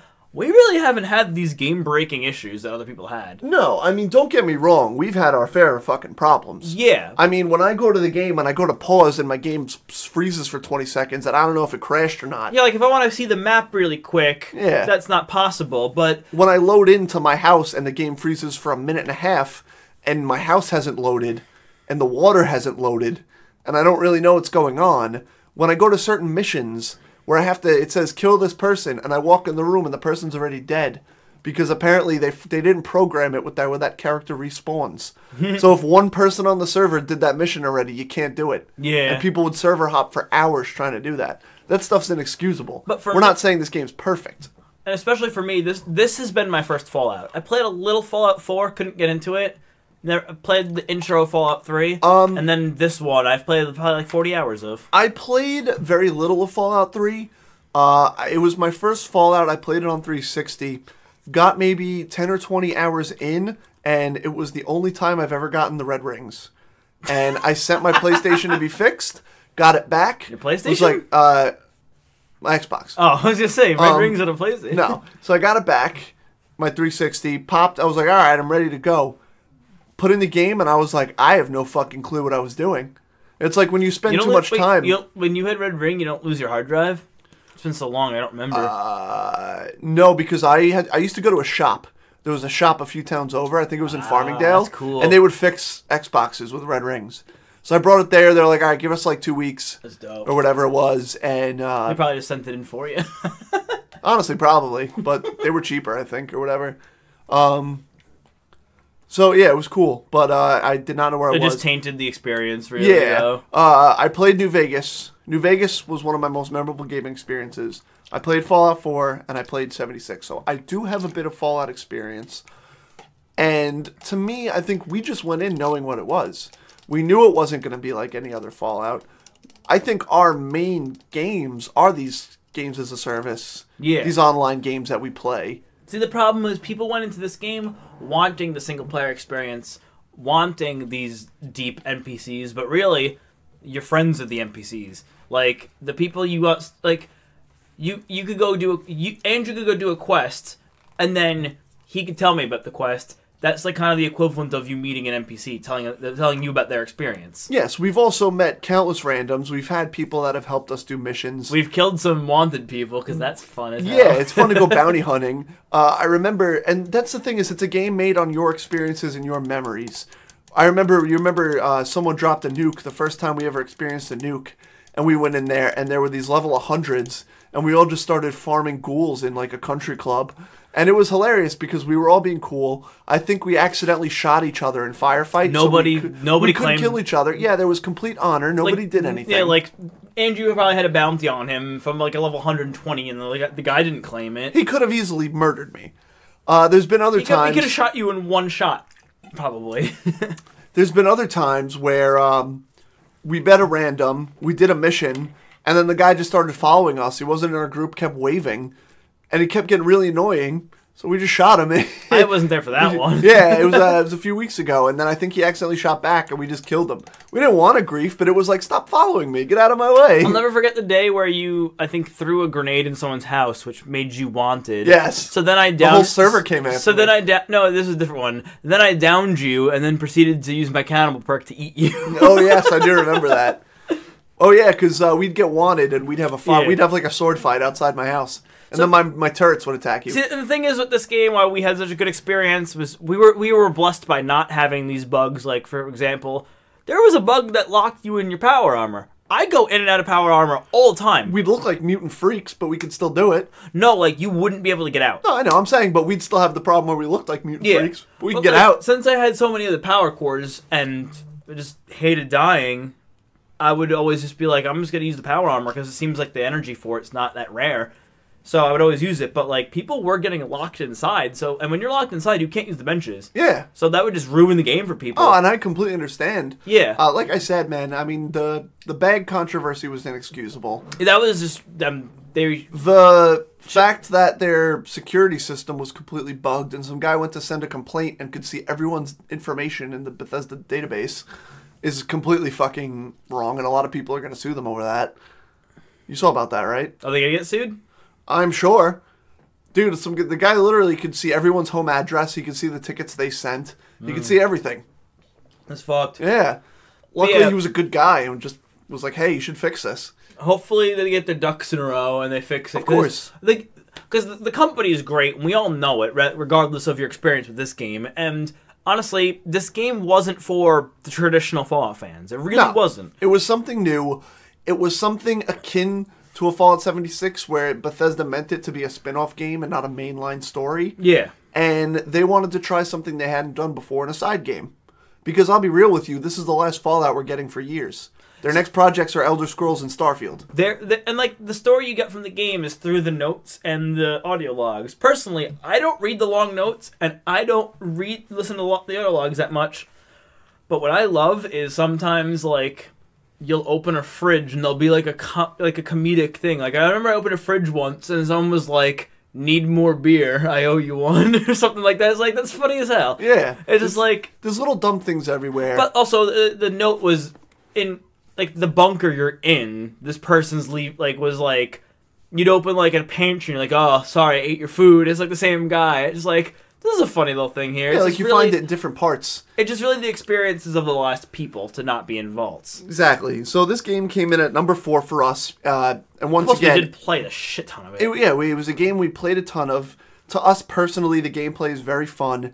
And it's something that will be fixed. I guarantee you, next year at this time, we'll be talking about how they had a big update akin to No Man's Sky that brought everybody back and got everybody playing. They should add vehicles.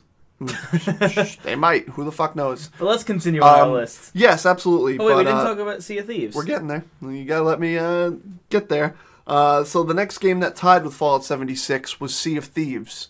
A game we were very into in the beginning of the year. Played a shit ton of. And we've been off of it just because there's been so much to play. We do plan on going back. Yeah. There's been a lot of updates, which make me very excited. It's not a game you can jump in for like 30 minutes. You kind of need like... That's like, I'm off today.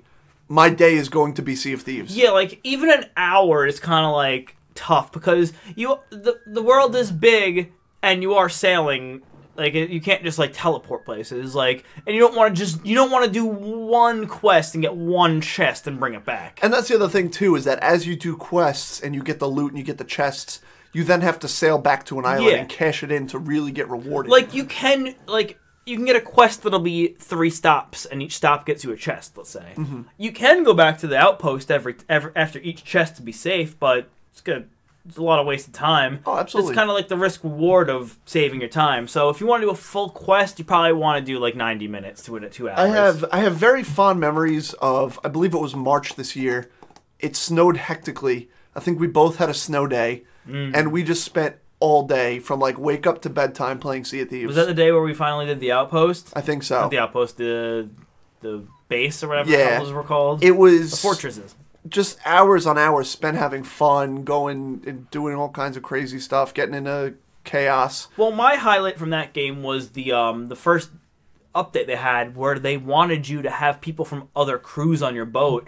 So you had to have your crew could be 4. But this was the Megalodon, right? Yeah. But you needed 6 to do it, to like summon the shark. So you had to like make friends with other people in the server. But what inevitably happened was we ended up with like 12 people on our boat rather than 6.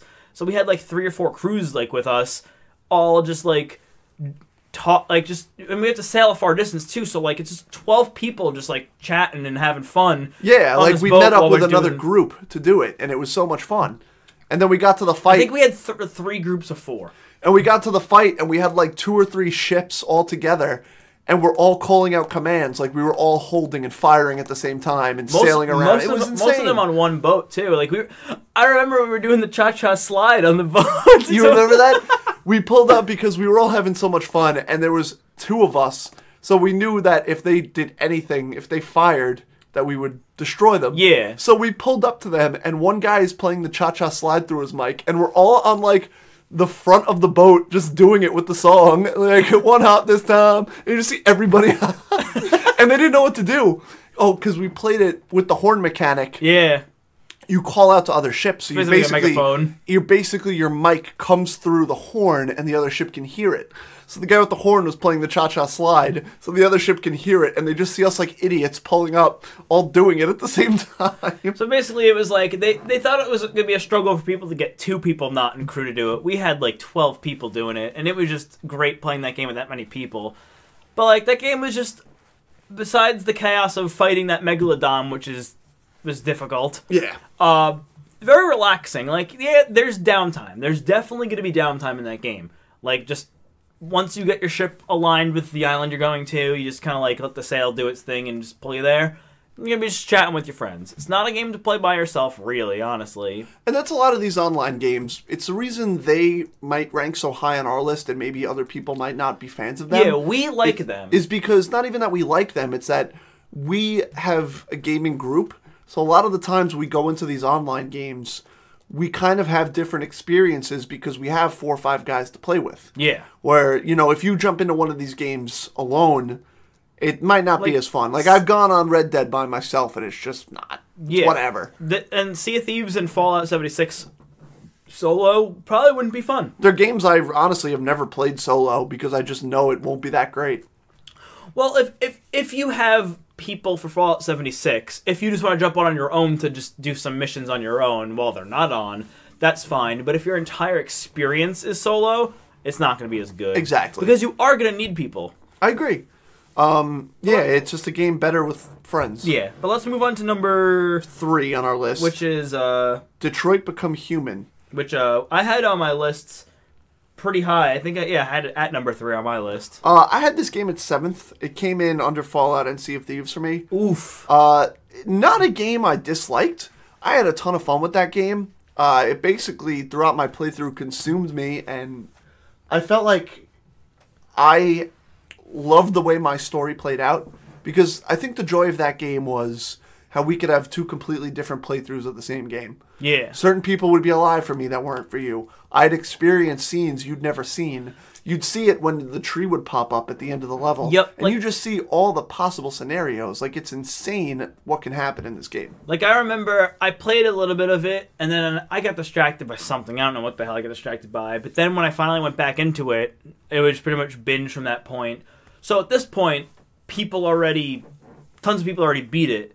And then I remember, I won't say the ending I had, but my Kara ending, after probably like a month of launch, I was like, my ending was like a 5% ending for people. Really? Yeah, so I was like, it's not the best ending.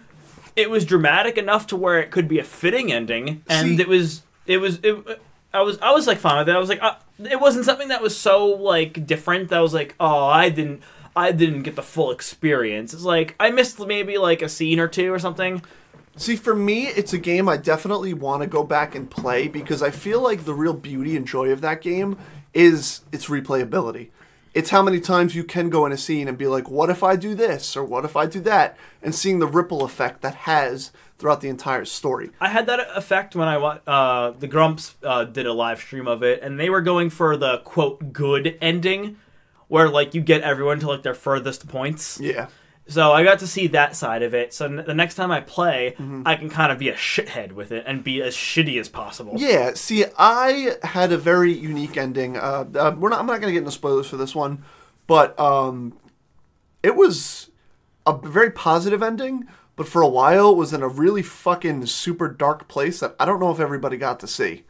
And it was really bad, but it came out to a positive. I remember what you told me about that. Yeah, and it was really, I mean, I know the game was a little heavy on the head with its themes, but this one was like, yikes. See, for me, the game, and I know the scene you're talking about too, the game was very heavy on the theme of, like, rights of minorities. Equality, basically. rights. But, like, it's not something that's too far out there where I'm going to be like, oh boy, here they go again. No, I just thought it was a little heavy-handed at times. Yeah. Like, for instance, when Marcus gets on the bus, and it's literally a compartment at the back of the bus for the androids. I was like, all right, I get it. I thought that was fine. Where else did they get a stand? It's just the symbolism of the androids have to go to the back of the bus. Yeah. Like, it was very on the head with what it was getting across. I think that one was there because that was the beginning of the game, and they wanted to establish what the androids were to people. I know this game had a lot of controversy when it came out about, the studio and the way things went. But I think you judge an artist by the art. You gotta remember, all the controversies are in terms of treating employees away. Yeah. Those are the uppers. The lower people in the company are the ones who made it. So exactly. Don't boycott them. There's tons of people at that company who did not take part in that and are great people who work very hard at their jobs and make great products. Is it not, like, I think I said the wrong phrase, though. I believe it's judge the art, not the artists. Yeah. Not judge the artist by the art, because obviously that was not correct. So I just wanted to clarify what I said. Also, a big thing with this game, though, is walking sims are new. Adventure games are new. Yes, it's a game that takes a different route. It's not not a shooter. It's not quite a Telltale game where it's just a million choices. Like back in the day, point and clicks were a thing, and then they went away. They kind of evolved into what we see now. Yeah, they evolved into the adventure game, which I would call a narrative game.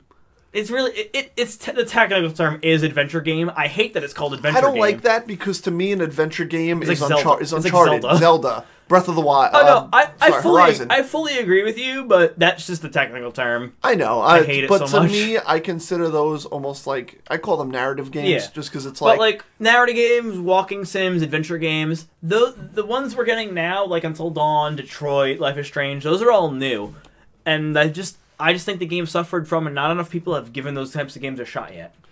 I can agree with that, but I also think you did not play Heavy Rain, correct? I did not. I think a lot of people just played this game and was like, this is good, but it doesn't connect with me the way Heavy Rain does. I think a lot of people got snuffed by Beyond Two Souls being apparently bad. I didn't play that one yet. I think what this company does is they have that style of game. It's almost kind of the same. Heavy Rain was also the same, different choices. And they do it in different settings. And I feel like Heavy Rain worked really well as this almost like whodunit mystery, like murder mystery in that style of game. Like those work so well, akin to. I think that's why Life is Strange did so well too, though, because it was also kind of like a mystery. Exactly, like you're trying to figure out like who did it. It's like a perfect recipe of those games in that style that just works. I think we just need more murder mysteries. Yeah, I can agree with that. They're fun in games, and they're fun in that style. So now. So that was third on our list at 12 points. And we're running a little long, but this is the inaugural episode along with a heavy special topic. A heavy topic. It's a special. It's weird because it's our inaugural episode. It's a specialty episode. You know. So if you've made it this far, we just want to thank you right now. Appreciate you, and we hope you're enjoying it. We're almost there. We're almost done, and other episodes will not be this long. But thanks for chilling. Our normal episode time will be 5 minutes. So now we will get into what is our officially top 3 of the year, because we have a tie at 2. Yeah. So our first game that we'll get out of the way first, tied for 16 points, coming in at 4th for me, and I believe it was 2nd for me. 2nd for you, Smash Ultimate. Yep. Smash Ultimate, I don't even know where to even begin, because Smash is just a platform, and this is the new platform for it. I will be playing this game for years until the next one. It's the game that officially made everybody pack up their Wii U's that hadn't already. It was the one game left to kind of bring over. It's still very similar. It's not a port of the Wii U Smash. However, it's basically a quick turnaround from Wii U Smash. You know what I mean? So the big shock to me, because the initial trailer was amazing. The big shock was at E3 when they showed that literally everybody was in the game. Yeah, like Did not think we'd ever see Snake again. I think the first one they showed in that list was Snake, and you're like, oh shit. And then it was like Ice Climbers and Wolf, and then they were like, everyone is here. And we were just like, what do you mean? Yeah. And then they just fucking went down the list, and we were like, holy shit! I jumped out of my seat at Young Link. I never thought I'd see Young Link in Smash again. Like, what a moment. I just thought that Toon Link took his place completely. And it was like, and it made perfect sense with the way that they kind of reworked Link a little bit to bring him back. Yeah, like he's Breath of the Wild Link now. Yeah, so now there's like Young Link took traditional Link's place, and then Toon Link is where he's been. World of Light mode is not for me. No, yeah, well, it's not for everybody. It's definitely a fucking time sink. I feel like I might make my way in now, knowing what the end is. But you should. It's fun. It's fun to lose yourself for maybe 2 hours at a time just in World of Light. And it's a time killer, and it definitely adds more content to Smash in the way that it's not just a game I'm kind of getting bored of, like, well, my friends aren't here. Smash isn't really that fun. Should we take literally 5 seconds to tell them the fun spoiler at the end? No. I think it's best found. Well, if they don't play it at all, maybe they should play it. So I'm going to make them play it. There's something fun at the end that you should play World of Light for. It makes it worth playing. It's going to make me want to go back in. It makes it worth playing. You should play World of Light mode. I mean, play it on easy. Who cares? Just do it. That's what I was doing. See, World of Light is very charming, though. Like, I remember I was just like, okay, I get it. Like, I fought Rabid Kong, And then the fight was the white furred Donkey Kong with the bunny hood, and I was like, I get what. And he was giant, I think. Yeah, he was giant. So I was like, this is cute. They go out of their way. There's so much creativity and love put into that mode, in the way that every spirit is tried to be like they try to embody them with the fighter they use. I think it just suffers from being too freaking long. It does, absolutely. There's also these little mini dungeons that are cool, where there's like you go and it's almost like a world made from an actual Smash game. There's one for Donkey Kong Country, which is rad. Is it like a platforming level? It's not a platforming level. There's a bunch. You basically go through and there's like, you go to like Funky Shop and you gotta like unlock Funky. Candy Kong is there. Like all the old, like her booth is literally a save point, like in Donkey Kong Country. Are they Country. just JPEGs like everyone else, or are they actually there? No, they're. It's like a spirit you gotta get. Oh, okay. Yeah. I was gonna say if they were actually. And I think Funky's is an actual shop because there's different shops you can unlock. Ed Funky Kong is a fucking Donkey Kong skin. And then, yeah, I know. And then the only other one I'll spoil is a really cool Street Fighter one where it's like playing the Street Fighter campaign. Where like you go to move to the next spot and it's like a plane that brings you to the other country, and then you fight that fighter as that spirit as a fighter, and each fight is like an HP fight.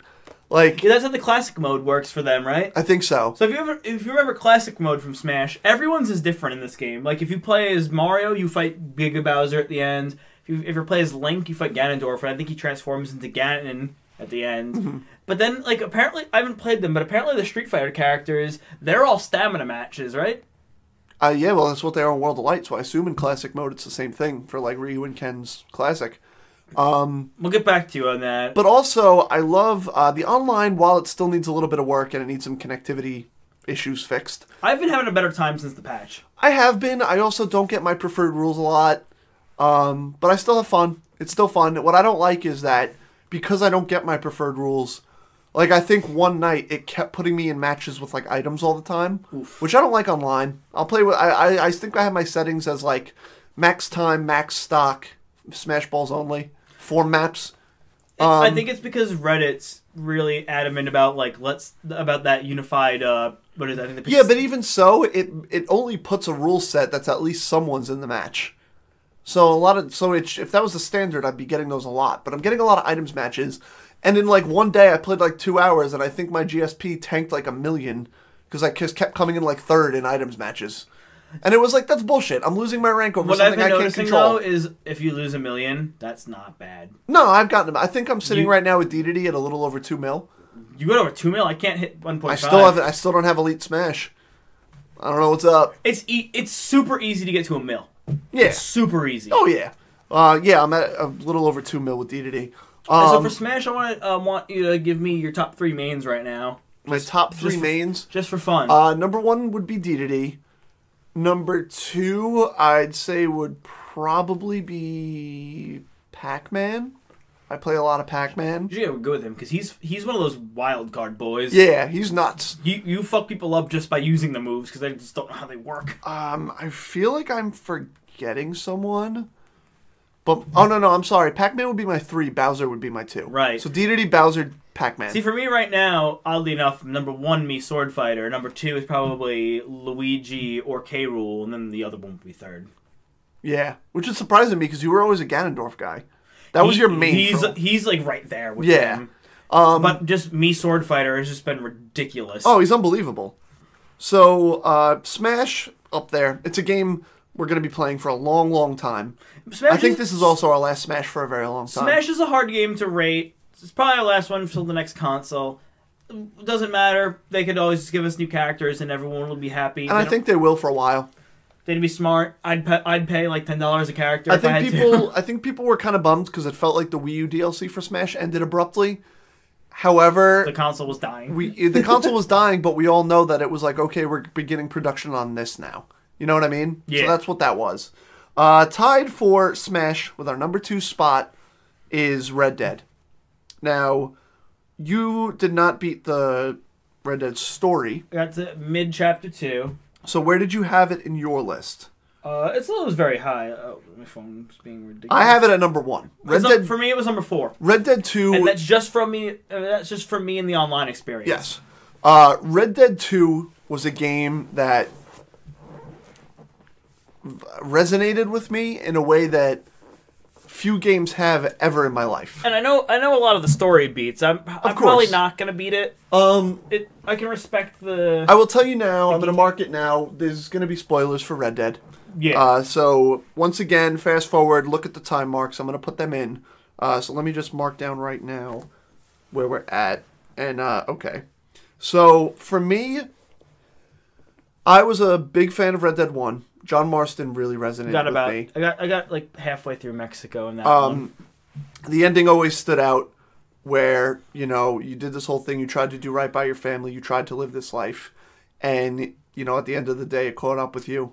They're at your doorstep, you tell your family to get out of here, and you walk through those doors and you get gunned down. And knowing where it all ends, it was so interesting to go to a prologue. And on a prologue, you're playing this game, you're having a good time, but you know where everything goes. You know that Arthur is nowhere in the first Red Dead. You know how this story plays out. I know for a lot of people the game was too slow, that people didn't want to do it. I will tell you that if you want to play it and you don't know how the pacing is, let yourself get through Chapter 3. At Chapter 3, when you get to Saint Denis, when you do the big job in Saint Denis and you have to escape, is one of the biggest moments in that game, and it's where the pace changes. And it's where Arthur starts realizing, like, I don't like this. I don't like where this is going. I don't blindly trust the guy that I've trusted my whole life. And for Arthur, the only thing he's ever cared about in his life, and he literally says this, is loyalty. His main goal in life was always to be loyal to those that he put faith in. And when you go to this place, you come back, Arthur starts getting sick. He's diagnosed with tuberculosis, which you got from your rough lifestyle and being a lone shark, and like an enforcer, and this choices you've made where you beat this guy who's sick. It's like a throwaway scene you'd never really think of. You would never think of, like, and it just shows. That's just how it would work back then. Like, of course. You just get this shit from nowhere. It's realism. And to me, that connected so well. The scene that really brought everything for me together, though, was that final ride back to your camp, where you're talking to, I forgot, Abigail, John Marston's wife. You send her off because you're like, I gotta go settle this. Get the fuck out of here. I gotta do this. And you know it's your final ride. You know where you're headed. You know your life is ending today. And you're just riding back to this somber song. And it's just, you hear Arthur in his head, all the thoughts of people telling him things and him saying, like, you know, I'm scared. Like, he knows he's gonna die. He's like, I'm scared. The one that resonated with me was where it's like, he's like, you're a good man, Arthur, but you're wrestling with a big monster. And like, it just, the redemption angle he finds in the way that he's like, well, I can't save myself, but I'm going to try to save the people I love. And, you know, he realizes it, and he tells the loan shark, like, he's at one point, he's like, get the fuck out of the camp. He's like, what are you doing? Like, you're a piece of shit. Get out of here. And like, nobody stops him. I think I saw that cutscene. And you literally, your last thing you do as you face death is save John Marston, and you get him out of there so he can have a life with his family, because he's like a brother to him. And you at first he resents John because John ran away from the group and the camp and his family, and in the beginning of the game Arthur's like, fuck that guy, he's a dick. And then you see it as Arthur redeems himself, and he's kind of like be with your family, John, like, help yourself, get the fuck out of this. And to me, it was just so strong in the way they did it. And it was just a masterpiece. My one gripe I had, and it was my own fuck up, was I hit max honor in the game. And at that point, I was like, all right, fuck it. I'm going to be this rebel. And I'm going to do things whatever. And it's almost the opposite of the game, the way they want you to do it, where at first they want you to play like it's Red Dead. It's like, yeah, fuck this person up, steal their horse, because you're a bandit, right? Do whatever the fuck you want. Be an asshole. Then once you have tuberculosis, they want you to be good. They want you to be like, yeah. And I kind of did it the opposite. So the end of my stuff, there's different endings. Yeah. And it affects your honor. So at the end where I'm wrestling with Micah, if you get the good ending, Arthur, like, Micah fucks off with Dutch, and you sit there with your tuberculosis and you take your last dying breaths watching the sunset like a fucking outlaw. I didn't have that because I was an asshole. So I had Micah pick me up by my shirt collar, put a gun to my head, and blow my head off. And then he's like laughing at my dead body, and I was like, "Wow, that's rough." Not knowing there was multiple endings at this point. Yeah, I was like, "Jesus Christ, they're not pulling any punches." And then you play out the whole thing with John building the ranch, and you do that, and eventually you get Micah. And it was just from start to finish, to me, that game was a masterpiece. I'm gonna end spoilers now. We can end spoilers. Did you take notes? Yeah, I'm taking notes right now. I'm putting it in. And spoilers are officially done. Never mind. I'll hit that when we get to the next one. Yeah. And then there's the online component, which is still brand new. We've been having a ton of fun in. It's a lot better than I thought. Fist fighting in Red Dead, and just in general, online or not, is unfucking believable. Yeah. GTA Online, when it launched, kind of felt like a watered down GTA. Like the world didn't feel as alive. There weren't the random stranger encounters. A lot of things that were there weren't there. Almost everything's here. Exactly, and that's what's crazy. Like all the stores, all the saloons, all the NPCs, all there. There's stranger missions to do that are fun. And it's just fun, man. The lasso online, which I didn't think we'd get because we didn't get the stun gun in GTA. Like, it's fun, man. I'm so glad we didn't get the stun jump. Yeah, it would have been such a great maneuver. And the lasso they made doable. You know what I mean? Yeah, you can break out. You can't really troll that bad with it. Yeah. Basically, if you're any kind of competent, by the time someone lassos you, like once you're hogtied, by the time they put you on their shoulder, you'll break out. Mm-hmm. There's almost no chance that they'll pick you up and run around with you. Like, you can break out before you're on, like, as soon as you hit their shoulder. It's very easy. I think that's when the animation can actually happen. Absolutely, and you're going to break out by that point, if you're actually trying to. We just had a really great thing. We've had for, like, 4 years a tradition in GTA. There's this dope waterfall over train tracks that we would go to every, like, Christmas and July 4th. And we just, like, fuck around. We cliff dive. Fist fight. We ride cars off. We, like, pick cars up with cargo bobs and drop off. It's just literally just the dumb fucking around in GTA you can do. And we finally moved it over to Red Dead. Yeah, it became a friendly tradition. So this Christmas Eve was our first time doing it in Red Dead. And it was such a blast. I jumped horses off the waterfall. We started a waterfall fight club where we were just fist fighting on the waterfall, trying to push each other over. In shin high water, just fighting each other shirtless. We found out how to reel people up with a lasso. So I would lasso Brian on the edge, and he'd dip over the waterfall, and he'd be hanging over the cliff, and I'd pull him up 200 feet in the air. Yeah, just dumb fun. And then we all suited up and went to the saloon, had a few drinks for Christmas. It's just the dumb fun. Again, all these online games, just make friends at online if you don't already have gaming buddies, and just make some memories. That's what it's about, man. That's what we do. We're not really the kind of people that like to squat up in a game like Siege and take it super seriously. Yeah, and there are people that do that, and that's your fun. We like to fuck around. Exactly. That's the main thing we like to do. And I think that's why... We'll do occasional competitive stuff, but we're not mainly competitive. And I think that's a reason some of these games that a lot of people have gripes with, we find joy in. Because it's sometimes, a game like Fallout, I can go in and I could just build a cool house and you guys come over. Our buddy John literally just built a church and we roleplayed as priests in his church, just trying to recruit people. It's just dumb, but it works. And that's kind of the beauty of it and the fun of it. So that's Red Dead. That's a game we'll be talking about pretty consistently as content comes out for online. That's always going to be something going on this show. Now it's time for our number one. And for the number one, I don't think I want to go into spoilers for. No, that one we don't really need that to. one, yeah, we could talk about Red without Dead, spoilers. You got it for Red Dead. If you haven't guessed it already due to process of elimination we haven't gotten to it yet. Number 3 on my list. Number 1 on my list. Number 1 on your list is Insomniac Spider-Man. A game that I lost my shit for when it got announced. It was one of my dream games.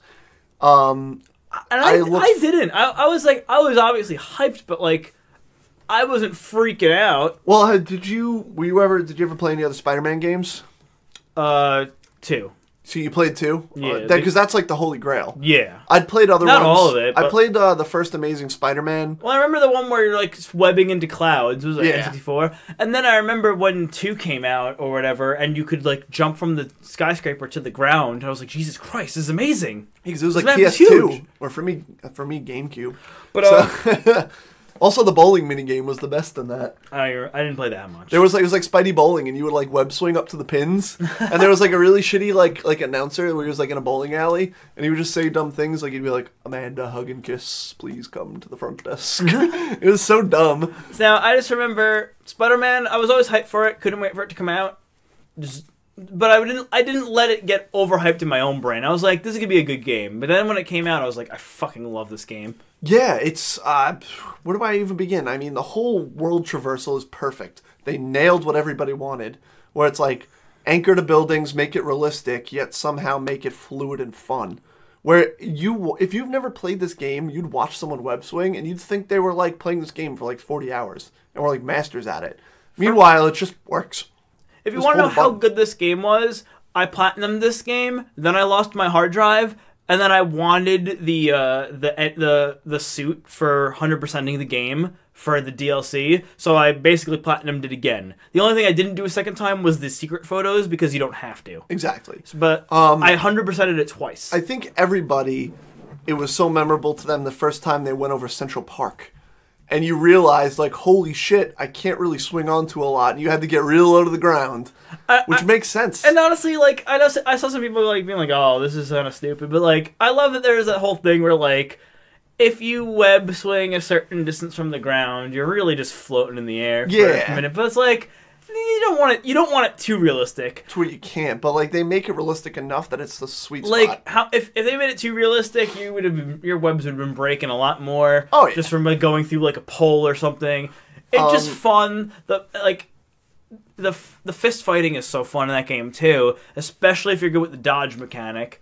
Like the 100%ing suit is the Spider-Man in his underwear suit, and that one's ability is the special is you one-shot every enemy, but also if they hit you, you're one-shotted.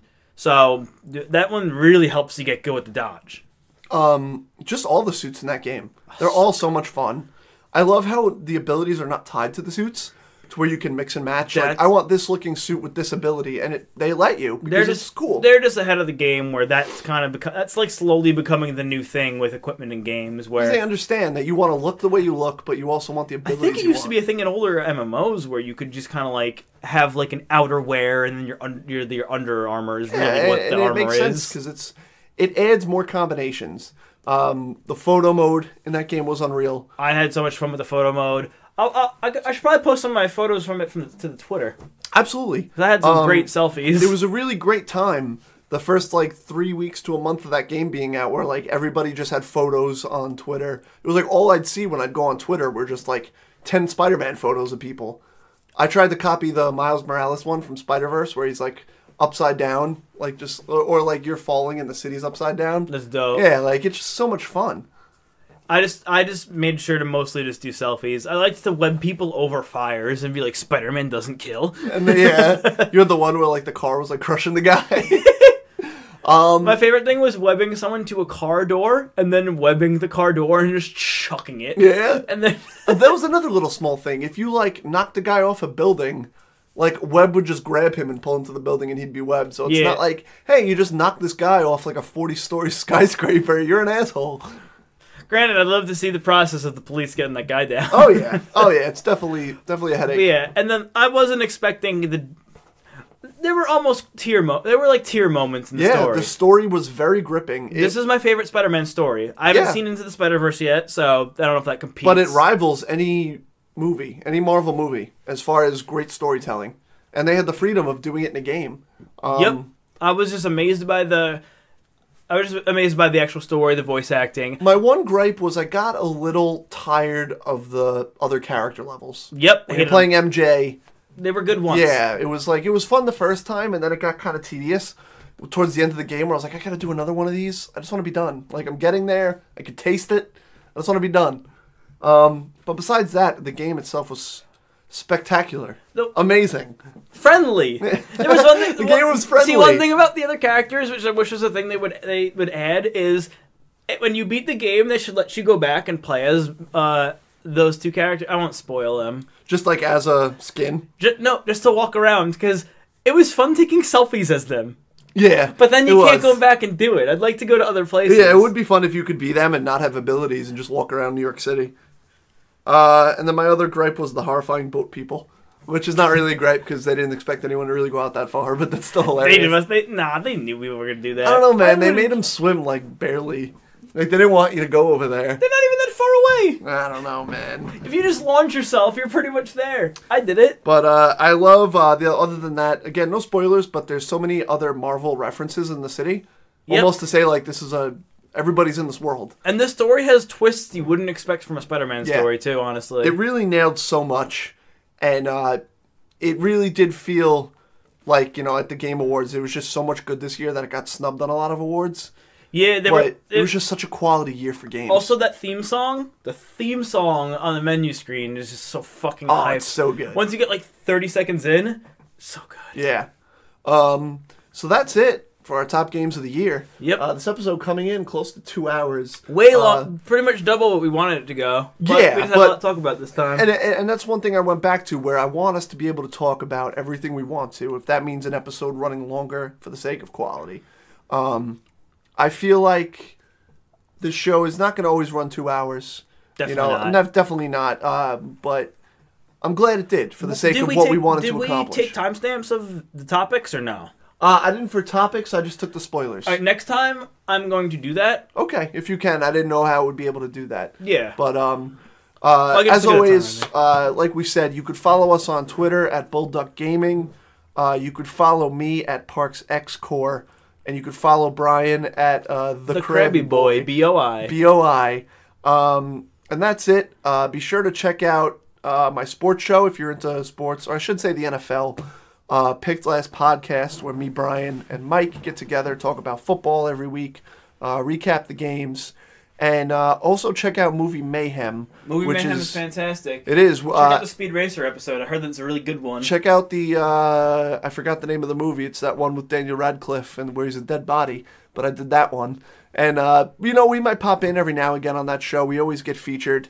I would like to be on the Sonic the Hedgehog episode. I believe their last episode was Die Hard. And also, they have I think this is their 151st episode. Hell yeah. So, second. So, pretty much if you've seen a movie, look it up. I'm sure they've done an episode on it, and you could watch it. And check them out. They're just some down-to-earth dudes doing a movie review podcast. It's as relatable as it gets, but it's as relatable as it gets, but not in an amateur way. Exactly. They kill it. And if you like Attack Attack, follow our Attack Attack cover band at No Defeat. And that's about it. That's all I got to plug. That's me too. And then our Twitch will be up soon. It's live. Yeah. Oh, it's live. Yeah, cool. I made it. Look at that, making progress on the show. Because by the time you guys are hearing this, everything will be out. But everything is not out yet. So we're still getting everything done behind the scenes. Will we have our logo by the time this episode airs? Will it be attached to the episode?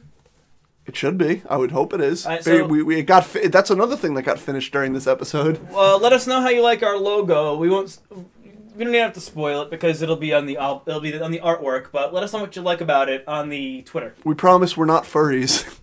It's just dope artwork.